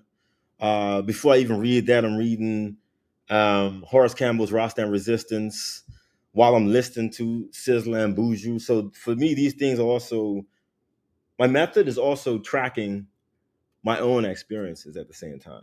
So I have this thing I call my Anansi rhythm. And I'm always leaving like, like non intention or non obvious breadcrumbs of what I'm actually doing when I'm writing. So there's a lot going on. There's a lot going on. So I'm also tracking that through that writing chapter. I was very interested in looking at how, well, here's also my method. Soundscapes culture is very much intentional about recording its performances and clashes. Because sound system culture globally creates an industry in which one sound from one place clashes another sound. Inside the dance, there are cassette men who record, who take the cassettes, duplicate the cassettes, and sell them to record stores. These record stores might be local, these record stores are often global. So you can learn about what a sound system is talking about in England, in Bermuda, because sound cassettes are being sold in Bermuda. Also, what's important about the book is what's the dub plate. And the dub plates are really essential for my argument that dancehall is helping to map a black world, sometimes very unintentional. So, for example, let's say a song from Jamaica is going to London to clash a song in a particular city in London. They might contact artists from London to do a version of a song just for them. So when they're playing this clash, it's like, wow, this song actually from Jamaica actually knows who we are. So that artist, or maybe that song, says the names of the neighborhoods of the folks that are there. And most of these discrete black neighborhoods aren't on the maps, right? It's not social media. It's not in class. Like in the colonial world of the 80s, 90s, black spaces aren't really visible. But on a cassette from a dancehall, I'm learning about discrete neighborhoods in Jamaica, Tivoli Gardens, Seaview Gardens, Brixton, Utica Avenue in New York, New Lots, 42nd Avenue. I'm learning all these discrete places of black folks. So there's a mapping of the black world that's taking place, even if it's not intentional. We're going to teach black folks who we are. So my method would be, if there was a crisis, let me listen to some of the leading songs of the day, because the cassettes get recorded. They end up in somebody's garage or basement. Sometimes they get put on YouTube or SoundCloud. So I would intentionally listen to moments of crisis from different sounds to see, are they talking about current politics? Very hard to do, or very time consuming. So I did that for Rodney's assassination. When Rodney's assassinated, are songs talking about his death at this level? Because to your question, Burnham is banned reggae on the radio, concerned about the politics of the music, concerned about what Rastas might say about Rodney. That's synonymous with Rodney's engagement in Jamaica before his ban. The artists also have a soundtrack through poetry and words. Linton Crazy Johnson, Reggae for Rodney, talks about Rodney's death. So the music is recording this. Burnham trying to suppress this, but there's a sound system. Well, one of the songs I found was a song called a song called Jack Ruby. There's an artist called Louis Lepke, who's not really the most popular artist, but he has this really prominent song about how they killed Walter Rodney.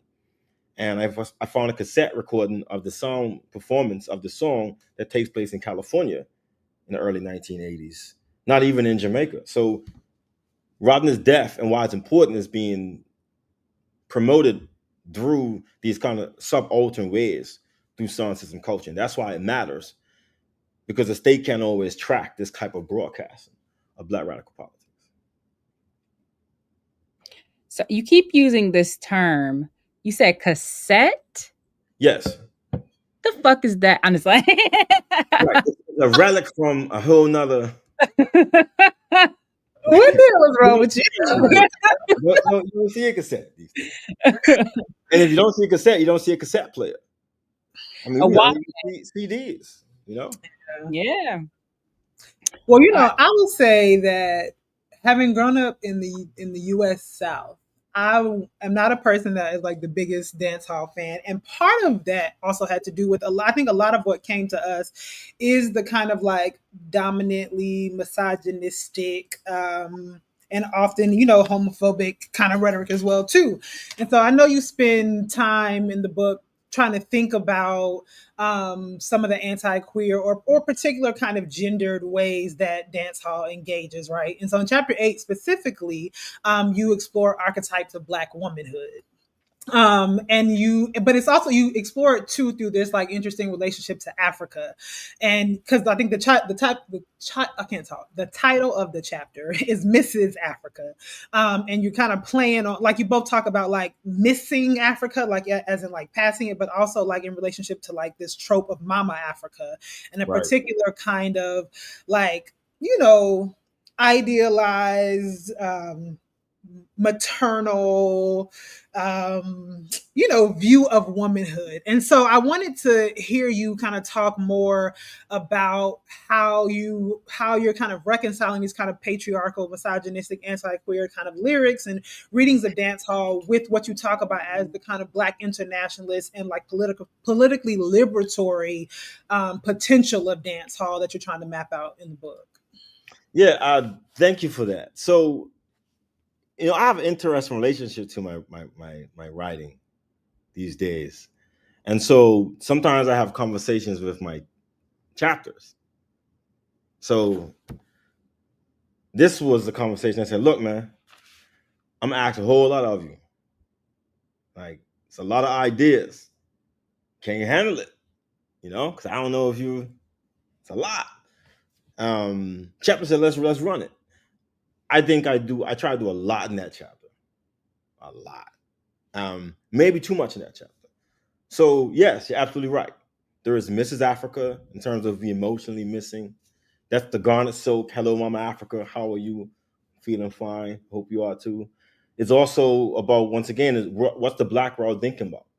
So repatriation is on the agenda for the Black world. Dr. CBS, I imagine your second favorite chapter was the Grenada chapter.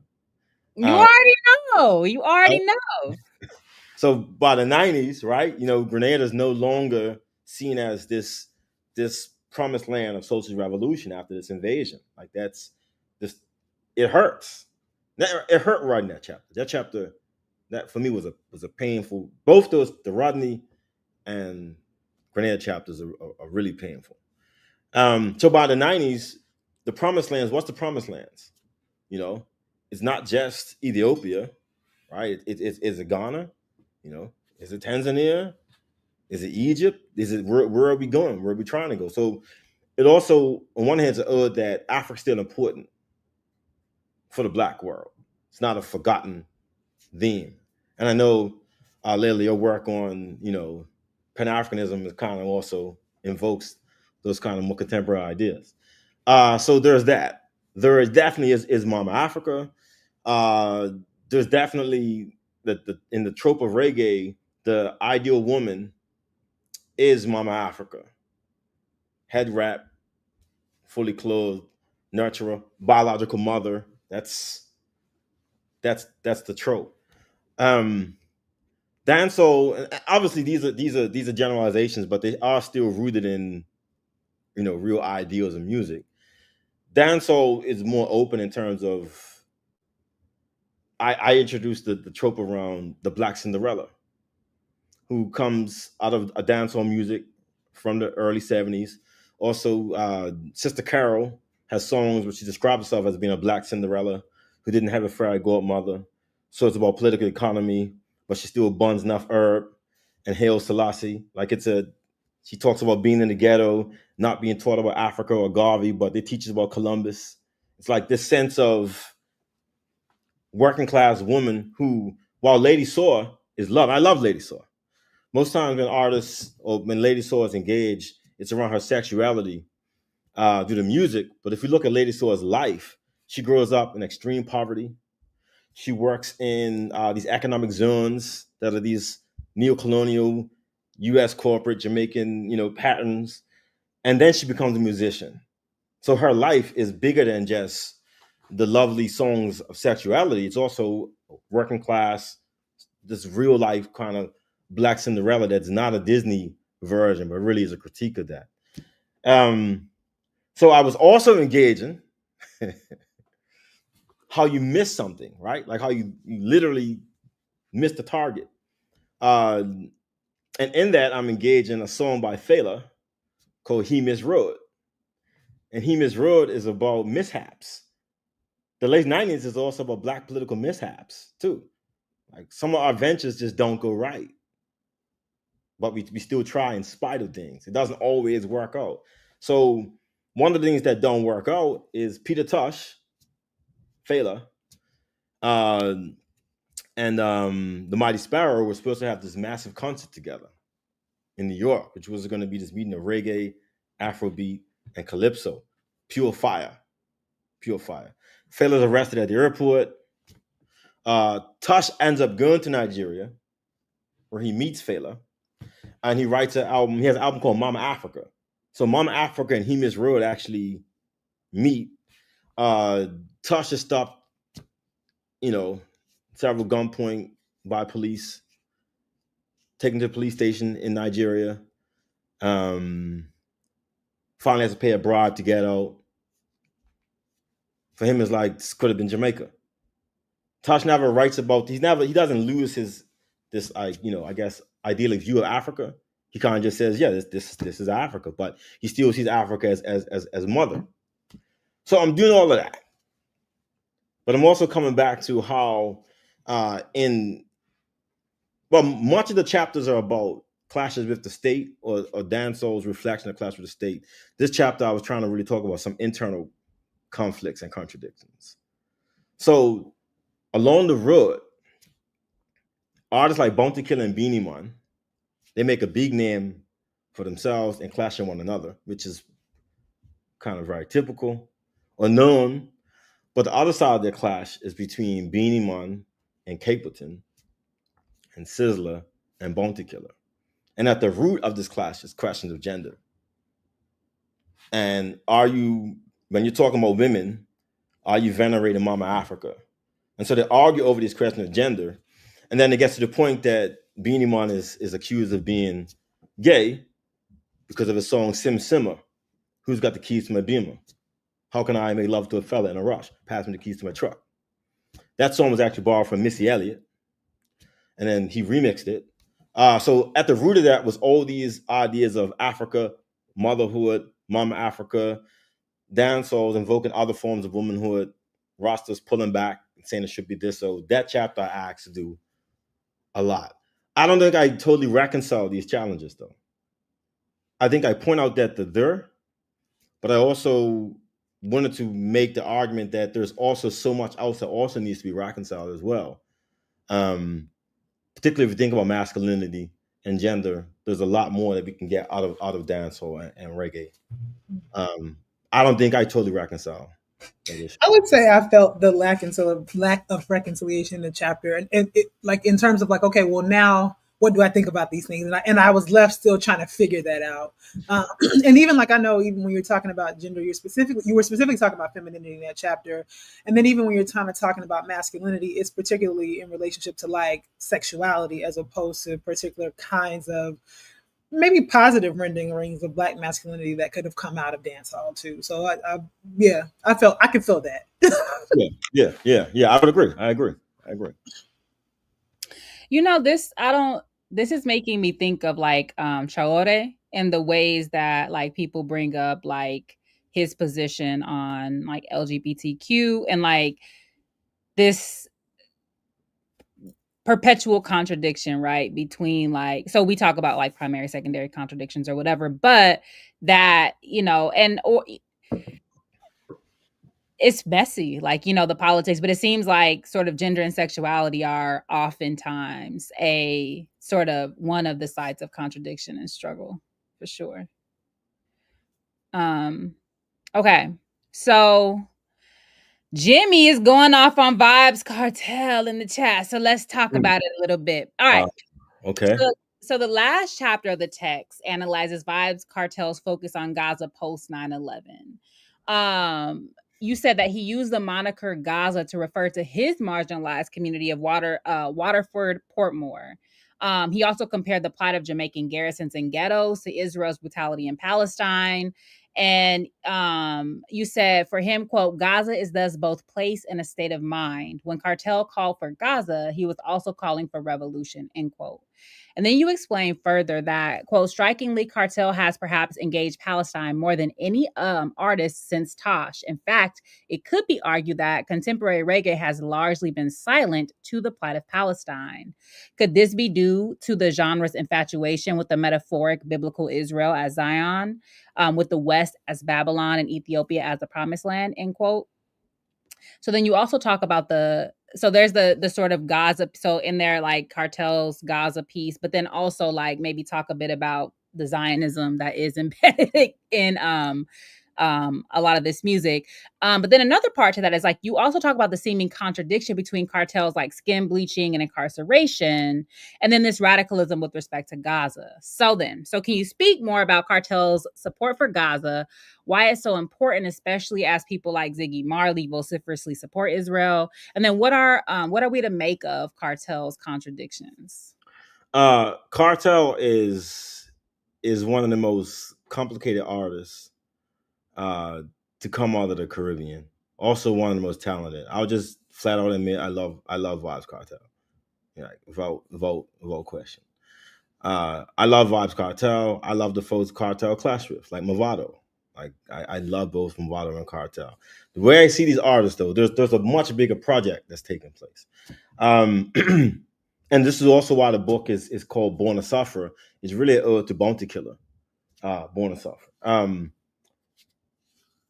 So if we go back to when dancehall's evolving in the 80s, there's the rise of artists like Shabba Ranks, Ninja Man, and Supercat. And they go to war and they clash at Sting. Ninja Man, who didn't have the biggest, I guess, album career, is beloved as a clash kind of DJ, stage show. He's a person you don't want to see. You don't want to come up in this guy.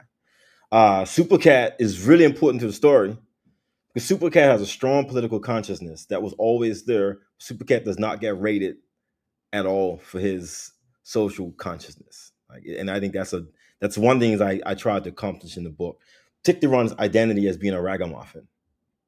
But we'll come back to that. I think we'll come back to that. So after Supercat and Shabba, the next like giants that clash each other, but a Bounty Killer and Beanie Man will also clash at Sting. What Bounty does, which is brilliant, and Bounty and Beanie Man both have a strong social consciousness, although Beanie kind of gets, I think, disrespected in my opinion for his politics. Bounty Killer intentionally creates what he called the alliance. And I think this is genius of Bounty Killer. He creates an alliance of artists to do more than just make music, but have social consciousness in the community. And he's very intentional about this. He says, I don't want to do war no more. I want to, it's for the ghetto youth. But it's drawn back into folks who keep on the clashing them. So he pretty much produces both Cartel and Movado. If you look at Cartel's early music, it's about police brutality. It's about state violence. They're both talking about state violence towards marginalized people as well as Dons of Jamaica. So this is the Shower Posse and Spanglers Posse. Now we're right back in the 1970s with Marley at the One Love concert. That's also a 90s story because dancehall keeps telling the stories and questioning who killed who. The CIA, the government, the dancehall keeps asking these questions about the killings of artists and others by the police that are not being recorded in other areas. So Vibes Cartel has a really strong social consciousness. He writes some of Bounty Killer songs in the early 2000s before he branches out. He also is descended from Maroons, from Jamaican Maroons, as is Buju.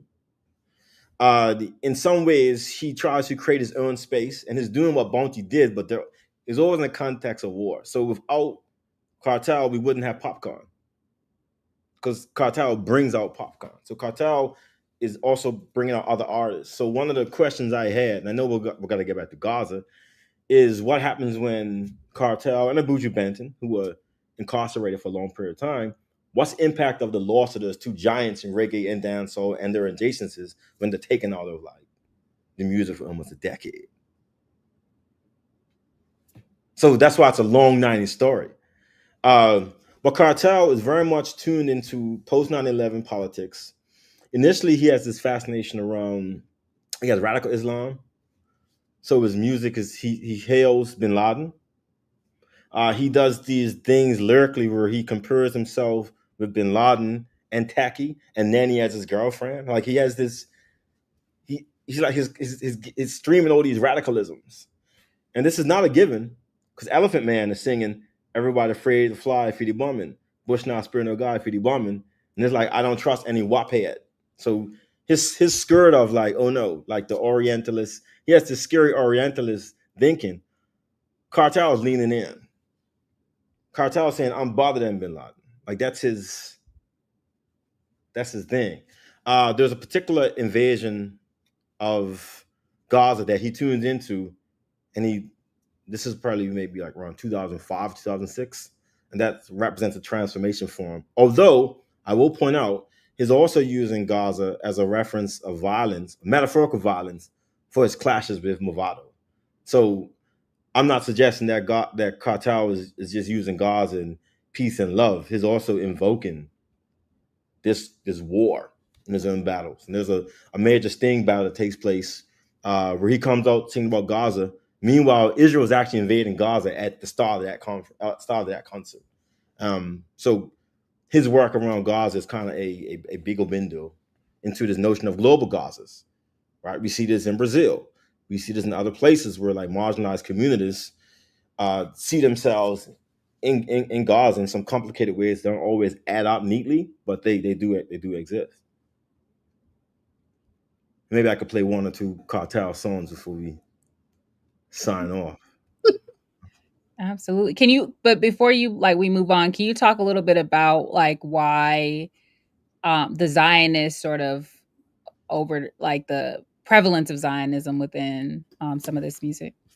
Yeah, I think it's bigger than the music, right? I think it goes back to the positionality of Black people in the Americas in relation to the Bible, how Israel is presented, and how we've identified with a biblical Israel that's escaping from a pharaoh, an evil pharaoh in Egypt, also responding to the notion of being captured in Babylon for so long. I think those two ideas musically reflect how Black folks are still connected to these traditions. One of the chapters in the book, I talk about a hymnal known as Sankey, which was Sankey was a white American hymnist who cataloged, compiled, and spread these massive manuals of, if you've been to church, that hymnal book, in that book is going to be songs compiled by Sankey, like without question. So much to the point that in a Jamaican context, they're called Sankey songs. So Sankey Now Say So becomes a reference for it can't be true. It's not gospel truth. If it's not in the Sankey hymn, it can't be a real hymn. That's like the metaphoric notion of it because he was so prolific. So a lot of those songs reference, Babylon really horribly, Israel really favorably. Like it's the trope we see in other spaces. So when you think about the iconic reggae songs, it's groups like the Israelites. It's songs like By the Rivers of Babylon, where we sat down. Zion's mad important. So there's a remix of Zion and Ethiopia. It's Selassie's own overtures towards Israel. And Rasta adopts that.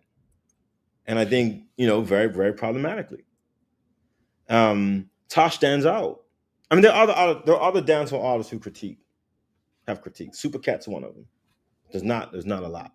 Tosh stands out by wearing kafirs, holding a big spliff, denouncing Israel, refusing to perform in Israel, refusing to perform in South Africa, Like that was the standard, the level of critique. The Marleys don't do that. As you mentioned, Ziggy Marley's all in. Now, I'm not a mathematician, but Ziggy has a lot of Grammys. Mm. A lot of Grammys. Mm. I would argue that Ziggy has more Grammys than songs you know of Ziggy in the whole chat combined.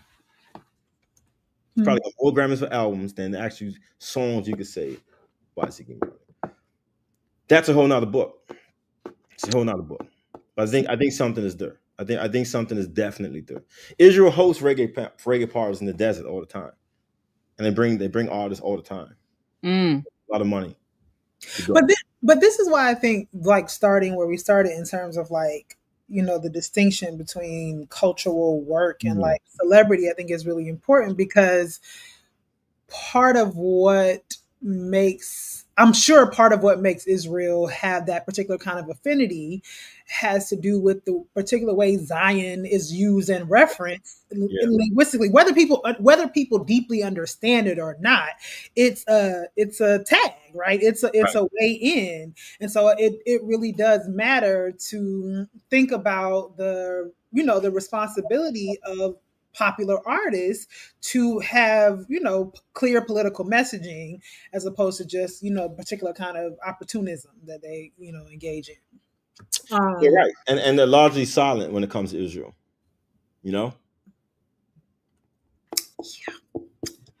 Okay, well, so circling back to Traoré, I, a couple weeks ago, I had shared a song with you. When I heard it made me think about you, of 4 reggae artists who were paying homage to Traoré, and you replied that this song kind of evoked ideas that you were thinking about in the epilogue of the book, and the question was about like what would it mean for Afro beats, contemporary Afro beats, distinct from Fela's Afro beat, to make rhythms based on Traoré or current anti-imperialist struggles taking place across Africa more broadly. And more specifically, you asked, can Black internationalism save dancehall and its adjacent genres, including Afro beats? And like you go through this in the chat, in that epilogue, you kind of go through this kind of longer conversation where I think Tim's and some other people talk about, the origins of Afro beats as a genre of music, which is actually as a genre of escapism, that they don't necessarily see themselves having the same kinds of political responsibility to having commentary on the world because of the particular political circumstances of Nigeria. Afrobeat is about getting away from all that bullshit, right? But I wanted to hear you kind of talk more about what your answer to that question might be, and also like what might Afro beats as a fun genre, like how might it change and look different? Because like I don't know, there's a lot of things I'm thinking about right now. Like I'm thinking about, I don't know if you're following all this controversy about people being upset about Essence Fest, and because it's now owned by I think a Ghanaian woman, and now Essence Fest is too, Say it again. It was Kenya. No. Is it Kenya? I don't know, but I do know that like people were complaining about Essence Fest being, more Afrocentric.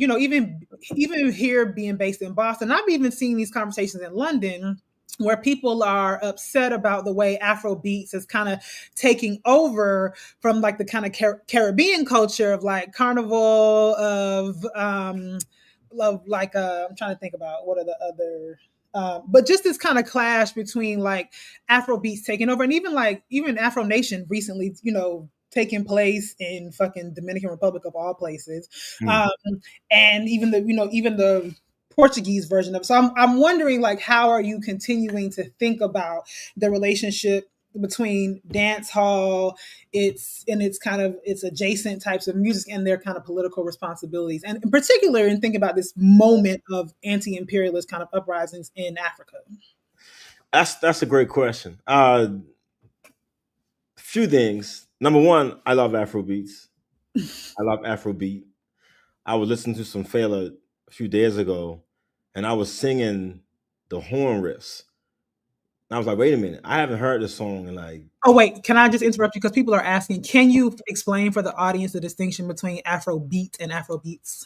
Okay, yeah. So Afrobeat is created by Fela Kuti, Nigerian musician, in the 1970s, 1960s, 80s.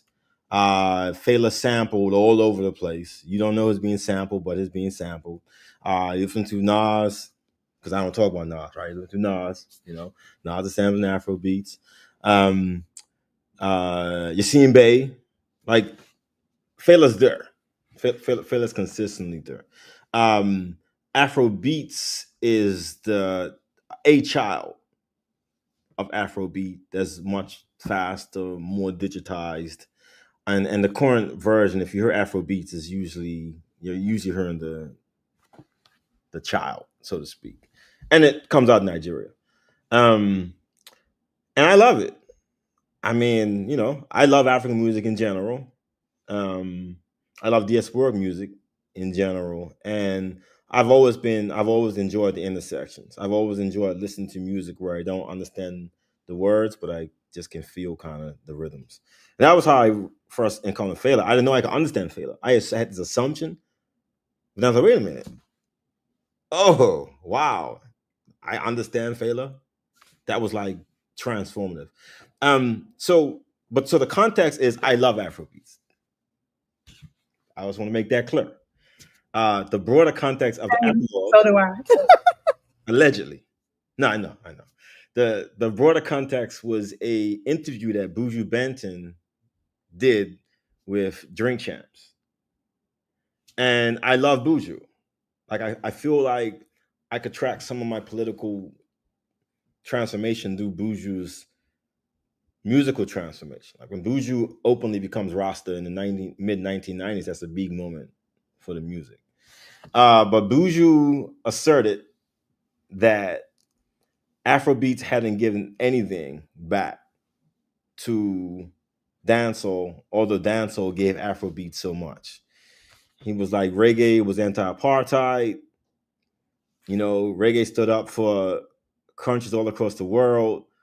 What's Afrobeat saying about not just Africa, but like the world and diaspora? Like we talked about, we've bigged up all these things.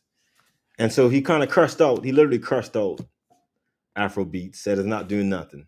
So that's what sparked journalists asking the Afrobeats musicians, hey, what do you think?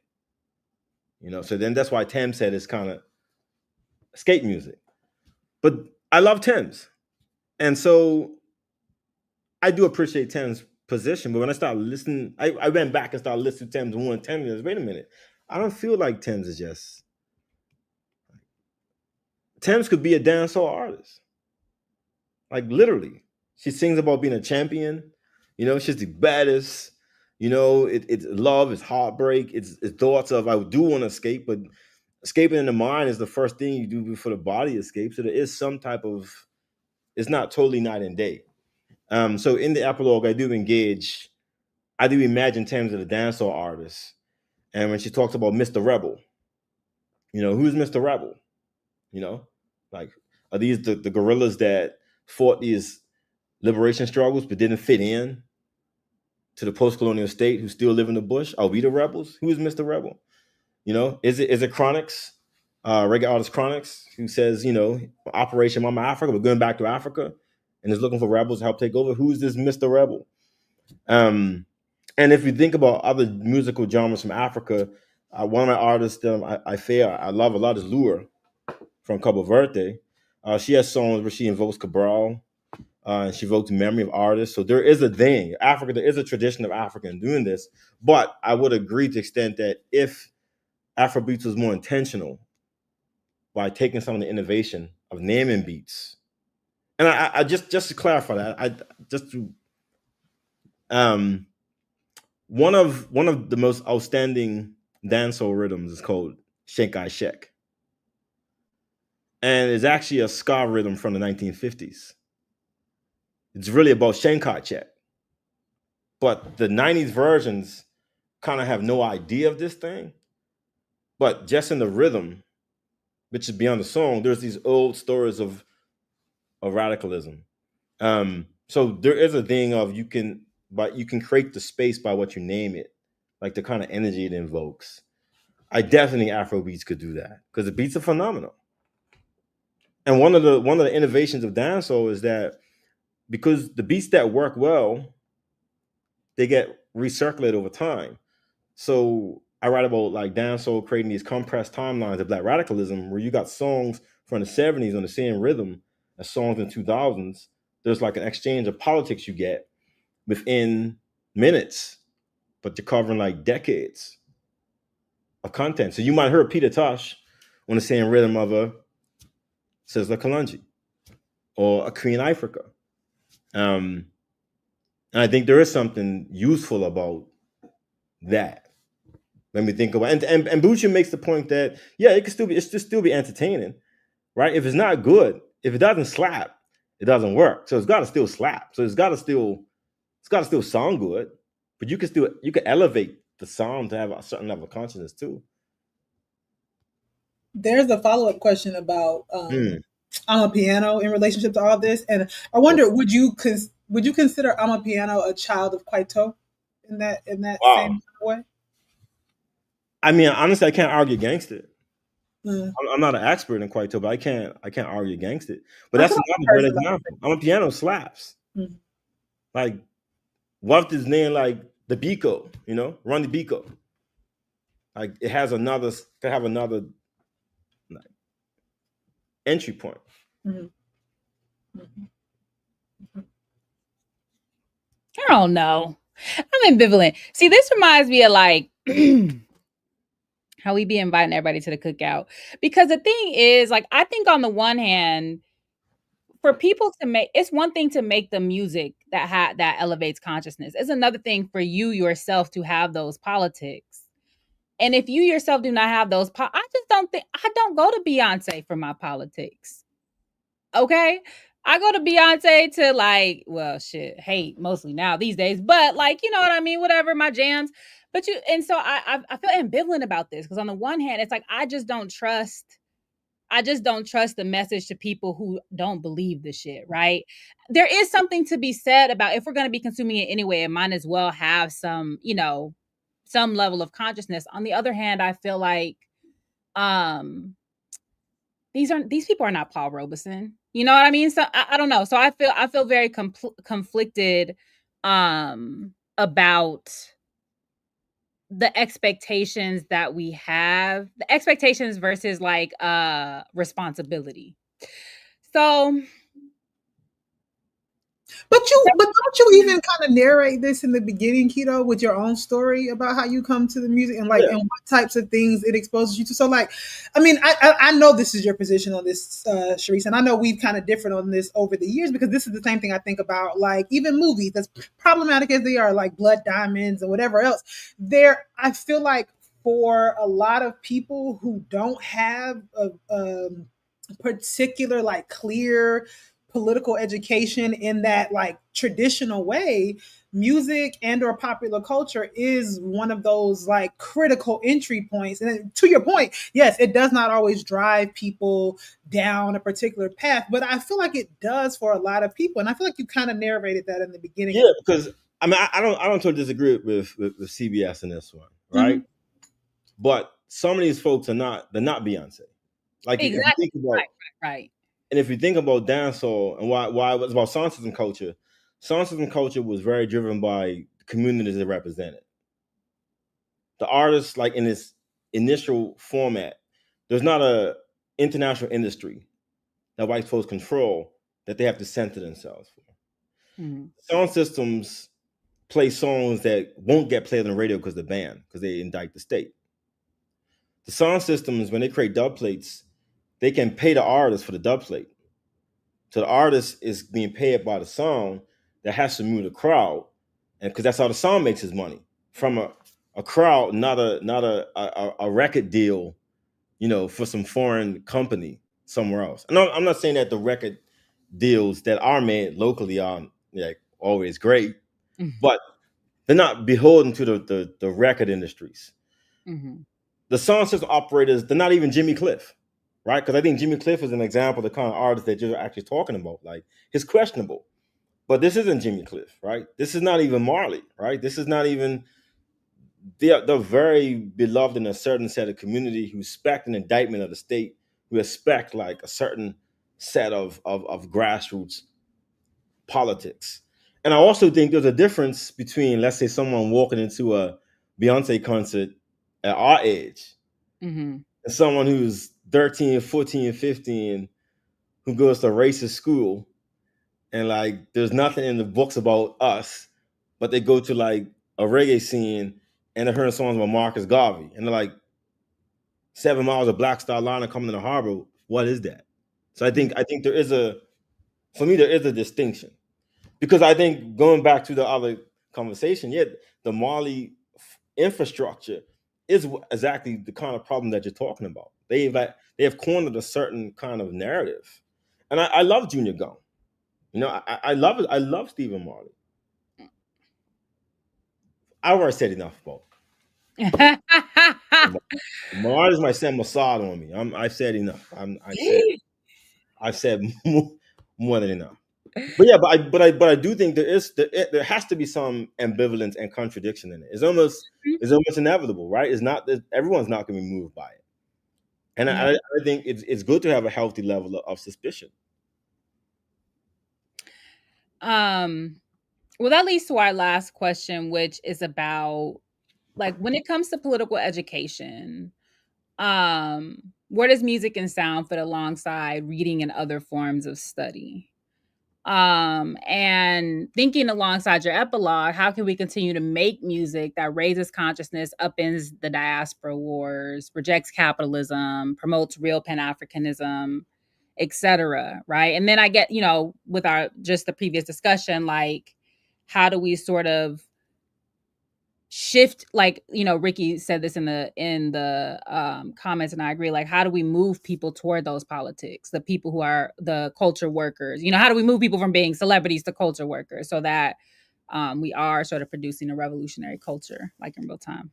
Yeah, I think it's being in the space. I mean, in the book, some of my protagonists, sound engineers, folks who make rhythms, choreographers. One of Dancehall's most beloved choreographer, his name is Bogle. Now he's not born Bogle, but he chose Bogle after Paul Bogle and the Moran Bay Rebellion in Jamaica 1865. Bogle has produced the biggest, like the Bogle rhythm, like the Bogle dance, the Bogle songs. This is like legendary.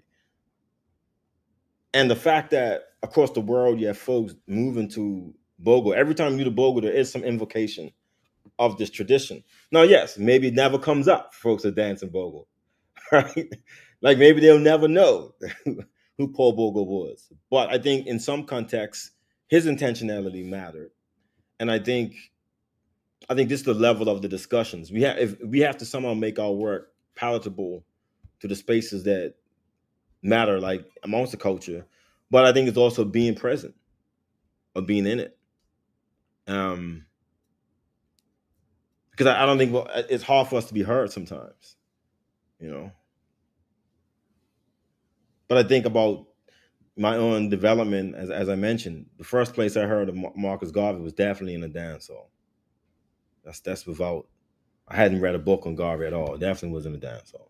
First time I heard Black Star Liners, that was a dancehall. Where reggae and what we're calling dancehall is being played, which is why the sound system matters, because the sound systems bring the contradictions into the same space. They make the contradictions talk to one another. I think there's something spectacular about that. Yeah, I think that's the thing always that always makes me hold out hope for whatever is, general popular culture. Even with all of our critiques and of celebrity culture and everything else, I just still know of so many people who that is their story. Had I not heard this song, had I not watched this movie, had I not, whatever, I don't know when and where I would have been introduced to this thing. So let me ask you all a question. As Cabrales. No, you're on our show. We're done. As you were, honestly, as Cabrales. Well. No, I am curious though. Like, how do we Cabral's focus on popular culture, right? Mm-hmm. At what extent does it become celebrity culture and something we need to be wary of? Like, if Cabral says we should take the best of popular culture and not neglect the revolutionaries, how do we like kind of draw I don't know, it's probably not right to say draw the line, but like it's kind of almost a precarious space because it's asking us to look at popular culture, but it's also almost borderline on celebrity culture too at some point. Is that something we need to think through more? Is that It absolutely is. evolve? So I would say I would not say that I identify as cabralist. And I will say partially I do use Cabral, and I think he's important. I don't think I identify as cabralist because I actually think Cabral has an interesting relationship to Pan-Africanism, and he actually kind of challenges it in some ways. And I would say on the questions of culture, I am a Touréist, and I think Touré is actually clear about our duty and our responsibility to create. Huh? No, it's interesting. Yeah. Oh yeah. No. Yeah. But that your book title. Go ahead. No, because I think return to the source is an important way of thinking about what has to happen. But I do think that in reading Cabral closely, his takes on Pan-Africanism are actually not always But that's a different kind of conversation for a different day. But in terms of the questions about culture, I mean, as long as celebrity exists, is something. I think what Sekou Touré would say is that it's something that we have to use. Like everything else, we have to utilize these things. All right, man. So we do have to do the work of helping to create. It's propaganda. And so propaganda is necessary in all forms. Propaganda is necessary in books, in poetry, in music. And so identifying artists, propping up and supporting artists who do that type of work is a necessary part of reaching the masses of people. And so I do think that is still an important thing. And I guess that's why I am as critical as we are of celebrity culture. I'm never quite willing to just completely throw away popular film, popular music as a particular side of struggle. Okay. I think that for me, I don't know. I don't know that we have found a good balance between using celebrity as a tool and struggling against celebrity as an ethic and as a politic. And so that is my concern. So I'm not settled on it, but if we keep on trying to use it as a tool, when then are we trying to sort of disrupt this antagonism? You see? Right. Because I'm against celebrity culture for a number of reasons. One of which is like the uncritical. It's like cult, right? It's the uncritical way. So even if because there's this assumption that okay, this artist said, let's say Kwame Ture, right? There is one path whereby people go look up more about Kwame Ture. There's another path where it becomes just part of an aesthetic, right? It becomes like a fucking vapid signifier and not a tool of development of consciousness, right? It actually is the opposite. Right. Because there's this saying, the worst people are not those who know nothing or those who know everything. The worst people are those who know two things and think they're an expert. And that is the risk that we run when celebrity becomes the mode of politicization. I call that informed ignorance. Like, you inform just a little bit. Yeah. It's like the definition of being a sophomoric, right? It's like you just know just enough to be dangerous. Right. And so that's what I would say.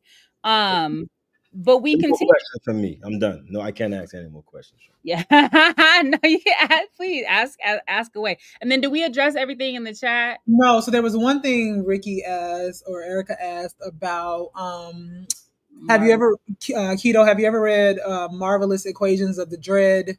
And writing that. I thought you cited this. I thought this was one of the books that you cited in the in your introduction in terms of Oh, oops. Because the follow-up question was, while writing, what were your thoughts on the book? So if you haven't read it, I guess you can't give us your thoughts.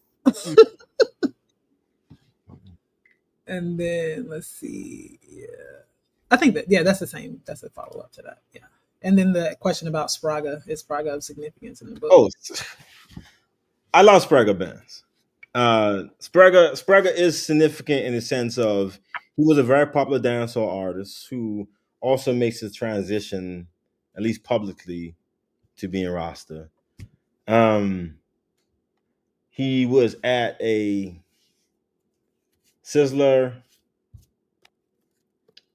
Junior Gong, and Spragga did a show at DC a couple years ago, and I was kind of sad because I was like, man, no one was singing Spragga songs when he was singing. And so I was that word dude, like the dude that knew the Spragga songs. So I'm singing the lyrics, but I was like, you can't be the only one. And then he started singing Beanie and Bounty songs. Folks are excited. I was like, man, come on, Spragga. Don't do Spragga like that. Spragga Benz is important in the sense of, for me, he reflects a certain kind of sincerity. Because there is a thing. There were certain artists who became more political in their personal aesthetic for the industry. Mm-hmm. So Dancehall does critique that. Spragga, one may have thought that of him, but Spragga's been pretty consistent since he made that shift. Like, for example, Snoop Dogg becomes Snoop Lion, and then it's back Snoop Dogg again. Like Spragga still the roster identifying Spragga. So I love Spragga Band. I think Spragga matters, but Spragga's one of those artists that you got to kind of know. But he's on my playlist. Yeah, Spragga's great.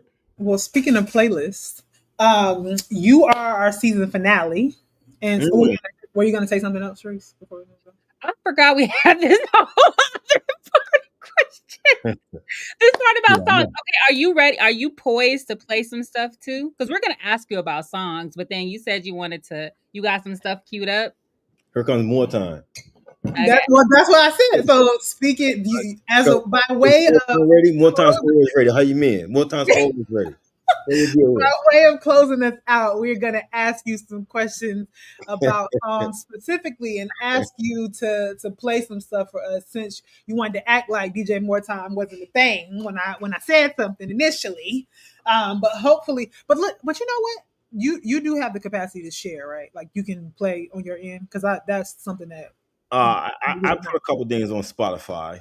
Oh, so okay. If not, then you can send me the link and I can play it. But hopefully, do you have the shares thing at the bottom? Okay. All right, so then you got it. Okay, so then we'll start off with the first question about, hopefully you can play some songs. So, what song set you on this journey of exploring politics and insurgent soundscapes and dancehall? And I'm sure there are many, but is there one that you can think of that was like, this is what made me like go down this path? Yeah, there's too many. But I would say I do this process. I've been from being a fan, or somebody who thought themselves was, a sound boy, as like really understanding, wow, there's a lot of things I didn't really know or get. So one song I'm gonna play is Revolution by Dennis Brown. It's produced by a group called the Taxi Gang, which is really Sly and Robbie, who are classical reggae musicians, bassists and drummers. They create a music company. They stop making music, so they're also dancehall icons, which also kind of breaks up this, like the song producers break up the notion of dancehall and reggae totally different. Half the time, these producers came out of studios, reggae studios. So how can it be totally different? So the song called Revolution also produces an iconic revolutionary rhythm. And when I grew up thinking of the song as a 70s song, because it's revolution, it sounds like 70s. Dennis Brown, probably the biggest reggae artist after Marley. They call him, the Crown Prince of Reggae, which, I don't think it's fair. You started the Crown Prince, but at some point, like you Crown Prince for your whole life, like at some point you gotta be something else. Can't be king. That's the more time in me coming up. So he says he writes this song after reading Malcolm's Message from the Grassroots in the early 70s. But he was frightened to release the lyrics because he was like, oh no, what if I actually do start a revolution? He was really, really young. He was one of these childhood artists, maybe like 14, 15 when he bust. So he was really, really young. But he released it in the 80s in the midst of police brutality uprisings. And he was like, maybe these protesters need to know, like, do they really know what revolution is? So when I went back and said, wow, this song is actually about the 80s, it kind of helped me think about the 80s as a thing, because that's what the song is really speaking to, as opposed to 70s. So it's just one. And it's a song I heard a lot coming up. Please let me know if it's not playing. Okay.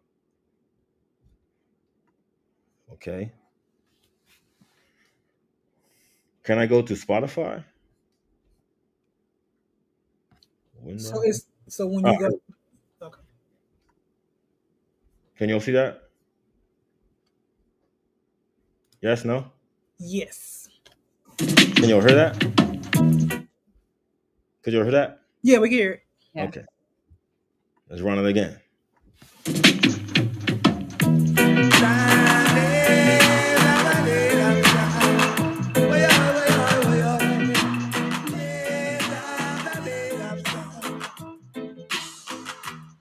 Do you know what it means to have a revolution? And what it takes to make a solution? Fighting against oppression. Ooh, yeah. Battering down depression. Oh, yeah. Okay, I'm going to pause that. So the song Revolution, and a little chapter on Dennis Brown and Black anti-police brutality revolts in the 80s also spawns the rhythm revolution, which shows up in a lot of songs we know, but you might not know. This is the context of it. I think this is dovetailing from another question you all are going to ask me. This is an iconic reggae dancehall song that's beloved, but it might not be obvious its roots to these other kind of versions of revolution. Double, double, double, sweet double. Shoodle-up, shoodle-up, whoa, shoodle-up, whoa, sweet. And the intercom rolls, tell me to come. So she didn't have a daughter, she did have a son. She said the lift doesn't work, run up the stairs and come. And if you don't come quick, you're not gonna know that son. So I grab a bunch of rose and I started to run. Here I come, whoa. 2 months later, she said, come and get your son. Cause I don't want your baby to come tie me down. Not because you are old and I am young. Yes, while I'm young, yes, I wanna have some fun. Run me down. Shoodly waddle diddly waddly diddly whoa. Swing. Okay, so that's...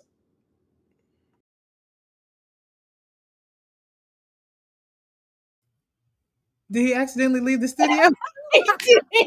He clicked out his window. Listen, we've all done it. All done it. We gotta wait for him to come back. But there. Press wrong button. We figured that's what happened. You said mic drop. Yeah. All right, you ready for the next question? The next song? Okay, so the next song. Which also I know you're doing it already, but just because also I forgot about this. Because of like these being copywritten songs and us being like just play us the clips, but don't play too long because we don't know what's gonna happen, But gotcha. Right. Keep it short and sweet. Yeah. Okay. Yeah, but we're demonetized anyway, right? So, or does it get a strike? Okay. Yeah. Let's not play with these crackers. Okay. So, the next question is: which of the songs you discuss in the book really get at the diasporic or internationalist character of the struggle for African Black liberation? There's a lot, but the easy one, the one that first came to mind would be this song right here. Let's press the right button this time, one time.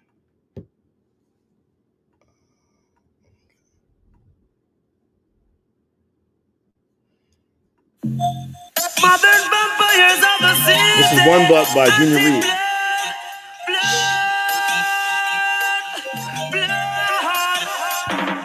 You could have come from Rima, or you come from jungle. Could have come from firehouse, or you come from Tower Hill. One blood, one blood, one blood. You could have come from Libya, or you come from America. Could have come from Europe, or you come from Africa. One blood, one blood. be a Irishman or a Englishman? Could I be a Mexican or a with a Indian? One blood, one blood. Okay, we'll stop there. We'll pause the One Blood Junior Reed. But this is a public playlist, right? So we can. This is also something that we can, because I know people were, even before you started playing, people were like, are you gonna play music? And I think people want access to this. So if you have other things you want to add to the playlist later, we can share it with our audience. We're gonna keep going through it, but just FYI. Well, so More Time does have a Spotify playlist. If you buy the book, there's a Spotify code in the book that goes to the playlist. So it's a living playlist. So it's updated. But I'll send you all the link for that. Yeah, as that's well. That is. Erica talk about me. I'm the people asking the question. Okay. So the next one is, what song or what in your opinion is one of the best like battle cry ready for war dancehall songs? Man. Wait, hold on. Can you what you mean like Nuck If You Buck? Ready for war, or like ready for? So if we're thinking about dancehall and it's Insurgent, Black International Soundscapes. Okay. I'm serious because this. I thought you meant the smoke, because there's all kinds of war. But there is all kinds of war. But if we're thinking about the war for Black liberation, what is the battle cry? Got you. Oh, so this is Black Liberation War. Because I mean, you can interpret it however you want. That was how I was asking it, but you can interpret it however you want. Okay. More Time's got you. Wartime battle song. Okay. Here we go. Well, so it's more so, it's not just in this case, it's not just the song, it's the rhythm. Okay. Because some rhythms are designed for war. Yeah. In the tradition, like intentionally designed for the war. So this rhythm is called. Say it again. Yeah, but the rhythm itself is going to be a bunch of artists who jump in the same rhythm. Mm-hmm. So this rhythm I'm going to play is called the martial arts rhythm. Obviously, it has to be for war. It's called the martial arts rhythm. Mm. And I'm only going to play one song off it because, I don't know if you all are ready for it. We ready. Okay. It's called Karate. Sizzler Kalungi. Oh, I got it. That's the stage. Martial art. Me no partial, ya. I'm martial art. Me no partial, ya. Alright, yara. Me fire on the wall of them. Me nah beg no friend from none of them. Me fire on the wall of them. You know. Oh, they know them get me rotty. Through the weak karate. Praising Selassie, you're the high sent monarchy. Now you get me rotty. Through the weak karate. Rock with me sword. Pull it up. This is Gun Session. Yeah. Vibes Cartel, Akon, Shabba, Sizzler. Akon, the illegal alien. Born Ice. Born. Alright, this one. This is it, though. Gun Session. If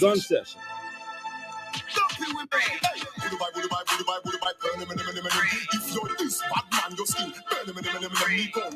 Long like the holy name. You got from Germany, me use a murder. Any man with barber gun, I feel return me eagle. At the early bird, you want the worm. Don't yet my lantern, but don't return because you hear me and straight. Wait for it. We haven't even started yet. Them boy don't have no gun, them boy don't have no rifle. Them collapse like twin tower, but I got the Eiffel. Them little life we stifle. See, Cartel said they collapse like the Twin Tower, but here's the Eiffel. Like that's the level of that's his mindset. So them are dead, even if them run go in the Bible. You roll with Jesus Christ, we have 24 disciples. Take Ruga, Brico, Berita, Calico, Sweet and Wilson. Eckel and Catch, Ingham, 14, M16, plus me Larson. Run by in the church and make me shoot you on the cross. If you're looking for me, you can find me on the block, disobeying the law. real G, thoroughbred from the streets, pants sagging with my gun in my drawers. Just keep on moving now. So that, okay, I have to make sure that's the right button. That also speaks to a chapter on, I call it Dancehall Diasporas, where artists like Akon are part of this dancehall fabric. This is also my hip hop chapter where I make the argument that, you know, what got the Karis one. I argue that Tribe Called Quest could be argued as a Caribbean sound system. I mean, Q-Tip is from Montserrat. Fife, Trinidad and Tobago. What do the Fugees?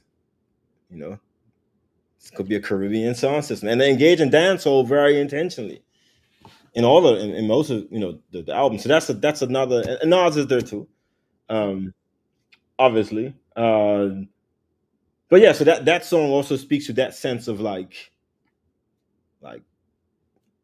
this kind of building of different kind of that's the root to the Afrobeats world. And I think that's what Buju's talking about. There were artists that will become Afrobeats, or at least Africa affiliated, like Akon, who is known for, I guess, his, investment in Senegal in some ways, which is maybe debatable, but I think what it's doing is really interesting. What's up next? I was waiting for Akon and Young Jesus. Yeah, you know. If you look at me, I'll be on the block, the mic, Akon constantly sitting on my... Right, so that's the remix, right? That hook is what. Yeah, exactly. You put that in there, exactly. Oh my gosh. Yeah. I'm a rat. Okay. All right. So next question: what song do you talk about in the text and that you can play for us best challenges the heteronormativity, patriarchy, and/or sexism that can dominate genres like dancehall or hip hop? Once again, there's a lot, but the first song that I thought about, an artist that I engage, would be an artist named Lady G. Lady G is not very important for dancehall, very foundational. She also shows up on. Okay, Lauryn Hill is invoking Lady G, and also Shelly Dunder in her music a lot. So Lady G is an important one of these artists that, Lady Saw is probably more popular, but in the dancehall tradition, Lady G is very important. This song is called Enough Respect. And it's off a rhythm known as the Rumors rhythm. So once again, for me, the rhythms also, I'm also playing particular rhythms that are important. Where she go?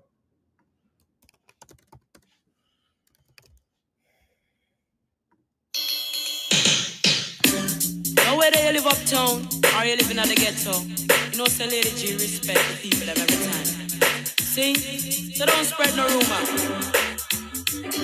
Don't care me name, don't spread no rumor, show me no respect. Don't do me living at the ghetto, show me no respect. Don't care me name, don't spread no rumor, show me no respect. Don't do me living at the ghetto, show me no respect. Because this is a fact, me have to confess to all of the woman man for due respect. Not to be dressed up in the latest that I will love fanciness. When we come out on the street, the man them say we look fresh. And every jack man at them we impress. Sometimes them get bright and start this stress, but if it's the aquatic, them a broke up, they naked, then no see we feel with them start get up. Okay, I'm gonna pause that. I'm gonna quickly play another Lady G on a rhythm that y'all might actually know and have danced to at some point. I'm also playing this rhythm as an example of how I'm also taking certain dancehall rhythms and also adding some insurgent spices to the rhythms as well. So you really are going. I know you know this. You take command for full. Me ain't the mix up and blend with them. You know what energy I have to tell them. Son of a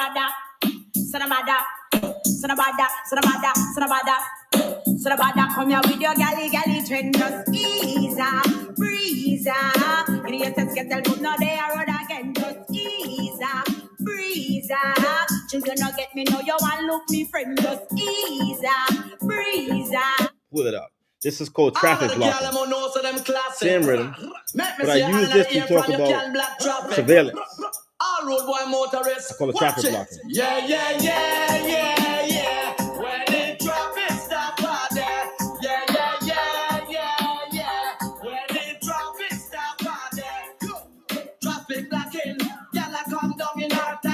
you don't know this one, that one, you know this one. Kill them with the now. Same rhythm. Kill them with the heads high. Kill them with the no. Just make. Okay, I'll pull that out. Lady G, by extension, traffic blocking, which I use to describe how the state blocked traffic of radical ideas through radio, immigration controls, and the likes. That's fire. Okay, so my next one is a song that is like really popular, dancehall fans love, but to our kind of conversation earlier, perhaps don't give enough credit for its political commentary. Yeah, okay. I have two ways to go with that. I'll go the first way. Once again, it's about the rhythm. Mm-hmm. We all know the song, but the rhythm, if we don't engage the rhythm, we miss the larger dynamic. But we all know the song. Okay.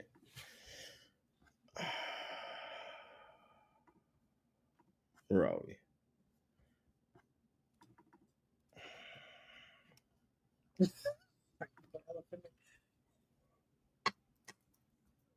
We all know the song. Think on a bam bam. There was all Jamaican. Little different style, different fashion. You know? Sister Nancy. Bomb.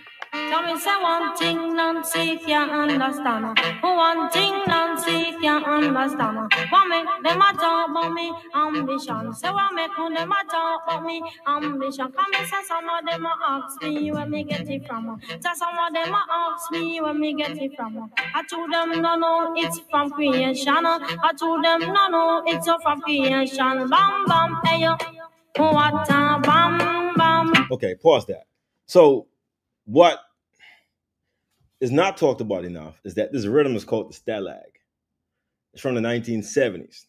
That's how old it is.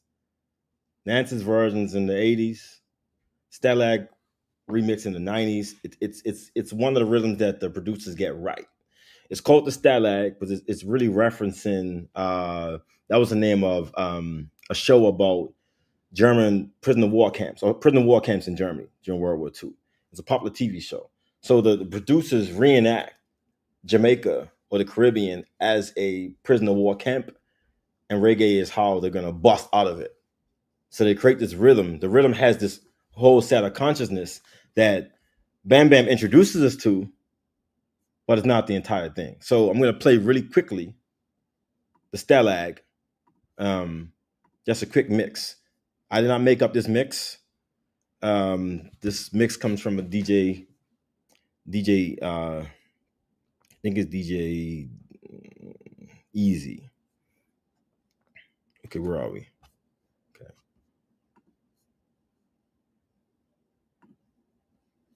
I hope the audience is enjoying this. No, I can't see any comments. No, they very much are. Like every time. Hey, I need one hate so I can clash a little bit. Can you all see that? Yeah. So this is the stalag, pure fire.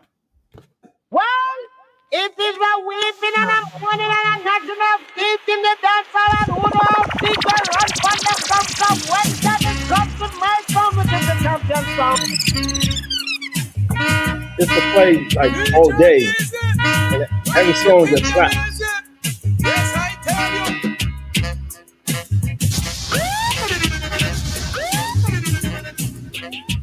Let's just skip a little bit.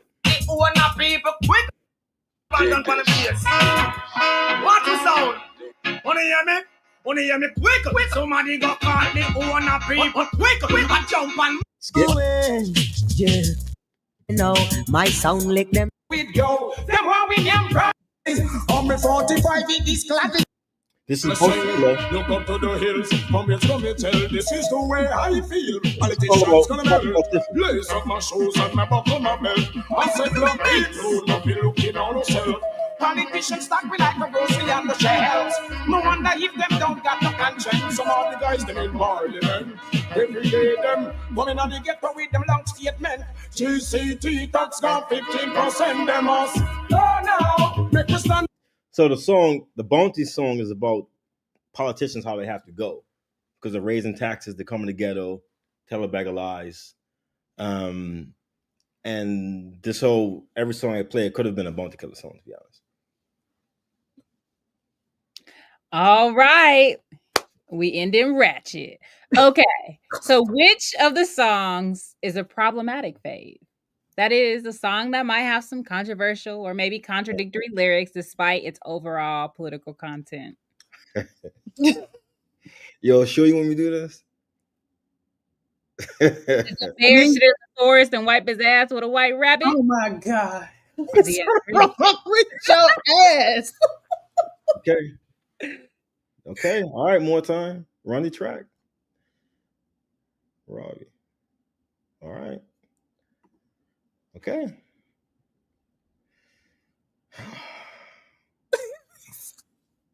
Okay. Rocco. You know them man never talk about them around the place and what them a bad man. Bleach them face and cream them in a tight and bad man them bum.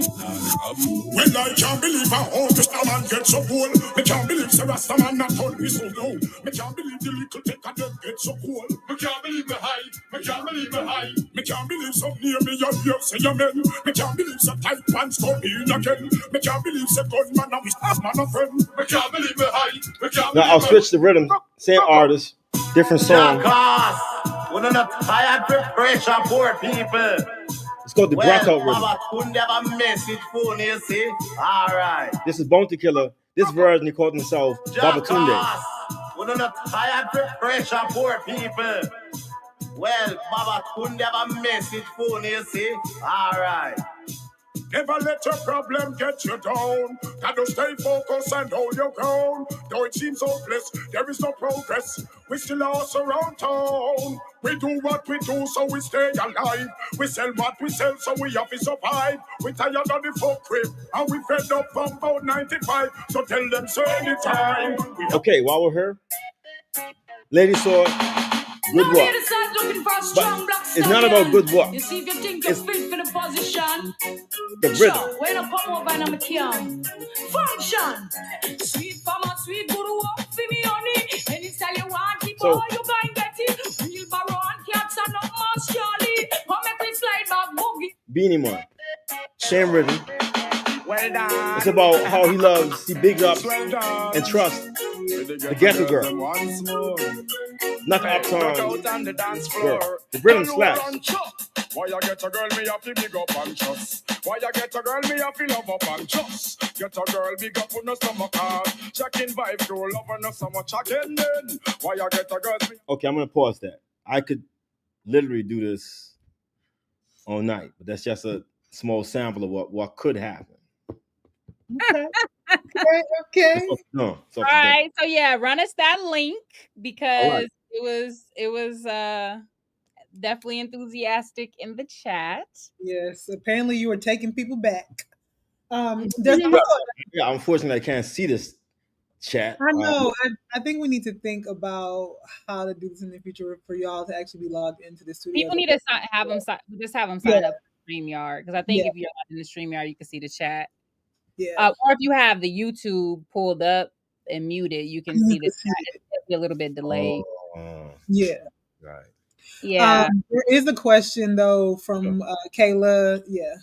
Will a paperback be more affordable version be released? Kayla, that's a great question. Hopefully. Like I said. I know, Kayla. I know. Hopefully. What press did you do it with? It's Bloomberg, right? Yeah. Oh. I don't know. I was going to they seem like they should be able to do them simultaneously. Shit. But anyway, that's yeah, I think so too. Another question for another. Well, it seems like people are like, oh, they want you to hook up with the DJs on the channel. They like, listen. We got DJs in the chat. Tell them you've encountered Ear Doctor before, haven't you? Because didn't y'all do like wasn't there some type of? I know Ear Doctor. Yeah. You know, Ear Doctor. If I recall, Ear Doctor. he gave my respect. He played some Garnet Silk. He played some Isaacs. I was like, all right, respect for that. That's right. Big up her doctor. I love to work with her doctor. I love to work with her. Yeah, so that's what people in the chat were saying. Hook y'all up so there could be more of this. Apparently, people were very excited about this dance hall season finale. I'm here. Your books don't be priced for the working class. That's why I be getting the PDF soft libgen. I'm just playing. I'm just glad I have bought all your books. I know I paid a lot for one of them. Paulu's Diaspora is I don't know what's the Is it open source? Yes. It was public. So that's the one that's open source. Yeah. Okay, and before we let you go, give us a preview on this Black popular culture book. What do we have to look forward to it now? Wow. Okay, it's a book about the global surveillance of Black movements, really broadly, but also how I'm arguing that Black people, in light of the state's intentionality of disguising the surveillance, obviously, many times the way we engage and understand it is through popular culture. So it's about how we understand surveillance and how we spread our tales of surveillance. But also it's grounded in. I talk about this all the time. The show Kirikou, this animated West African animation, and there's a spy named the Lookout Fetish in that show, and so Lookout Fetish is how I describe the state's kind of incessant fetish with spying on Black bodies and surveillance as a structure of slavery, not just something that gets added on, like as an environment. Like it's even race formation in the Americas is a form of surveillance, because it tells us who has the right to surveil and be surveilled. So, it's approaches to be global. Yes, I know Dr. CBS is smiling. I was. CBS is smirking, which are great, right? And putting them in a global context too. All right, so that your work is definitely part of. I was just thinking, I hope you engage the contradiction between hypervisibility and invisibility. I'll make sure I do now. Surveillance apparatus. Thank you. Yeah, it's definitely early phases. It's early phases. And I was gonna say, you're from Bermuda, but aren't you just the coastal Carolinian? Aren't you? How does that even fit into? Aren't you gaslighting the Caribbean folks? Conversation. I'm just thinking about that. It always comes up. Yes. Is Walter Rodney from the Caribbean? Oh my gosh, what? Okay, but it's not in the South American. Right? Oh my God. It's still Caribbean, right? Yeah. Bermuda, exactly the same. Boom. Well, you don't identify as the coastal Caribbean. Oh my gosh. Still West Indian. Ask Rodney what he would say, okay? That's my answer. Ain't you just off the coast of North Carolina? Leave it alone. Just over there. Right? Just over there, right? Just you know you're my people. We're Carolinians. You just had to get this in. I thought we had made it. I said, you know what? We made it. Like, wow. Nope. Not at all. That is funny. Oh man. Okay. We pushing 3 hours yet, or 2 hours. Okay. Well, yes, that's it's been great. It's always great reading with you all, and of course. Look forward to seeing you all in person next semester in some way, shape, or form. Oh, 100%, and we got to have you back when the next book drops. Oh, there's a Garvey book first that's coming. Oh my gosh! All right, we got you for the Garvey. Yeah. All right, Mr. Prolific. Thank you. Yeah, thank you, Gerald Jr. Just send me. No. All right, man. Well, we appreciate you. I already tried to be like Horn, and I failed miserably. So I gave up. I'm not trying. But is it aim for the moon and reach the stars or something like that? Capture the ocean in the process. Shoot for the moon, aim among the stars. All right. We appreciate you. All right. Peace. See you next time. Bye. Peace. All righty. Okay, y'all. Thank you for hanging in there for yet another long episode. Our last of season 3. We'll be back sometime for season 4. Definitely after the summer is over. Yes. Get a proper summer. Maybe a pop-up here or there. Yeah, we're going to Martha's Vineyard in 2 weeks, so stay tuned to the social media for a pop-up show. Exactly. Yeah, y'all, you got our email. Send us ideas for shows, and we will see you next season. Peace to the Middle East, etc.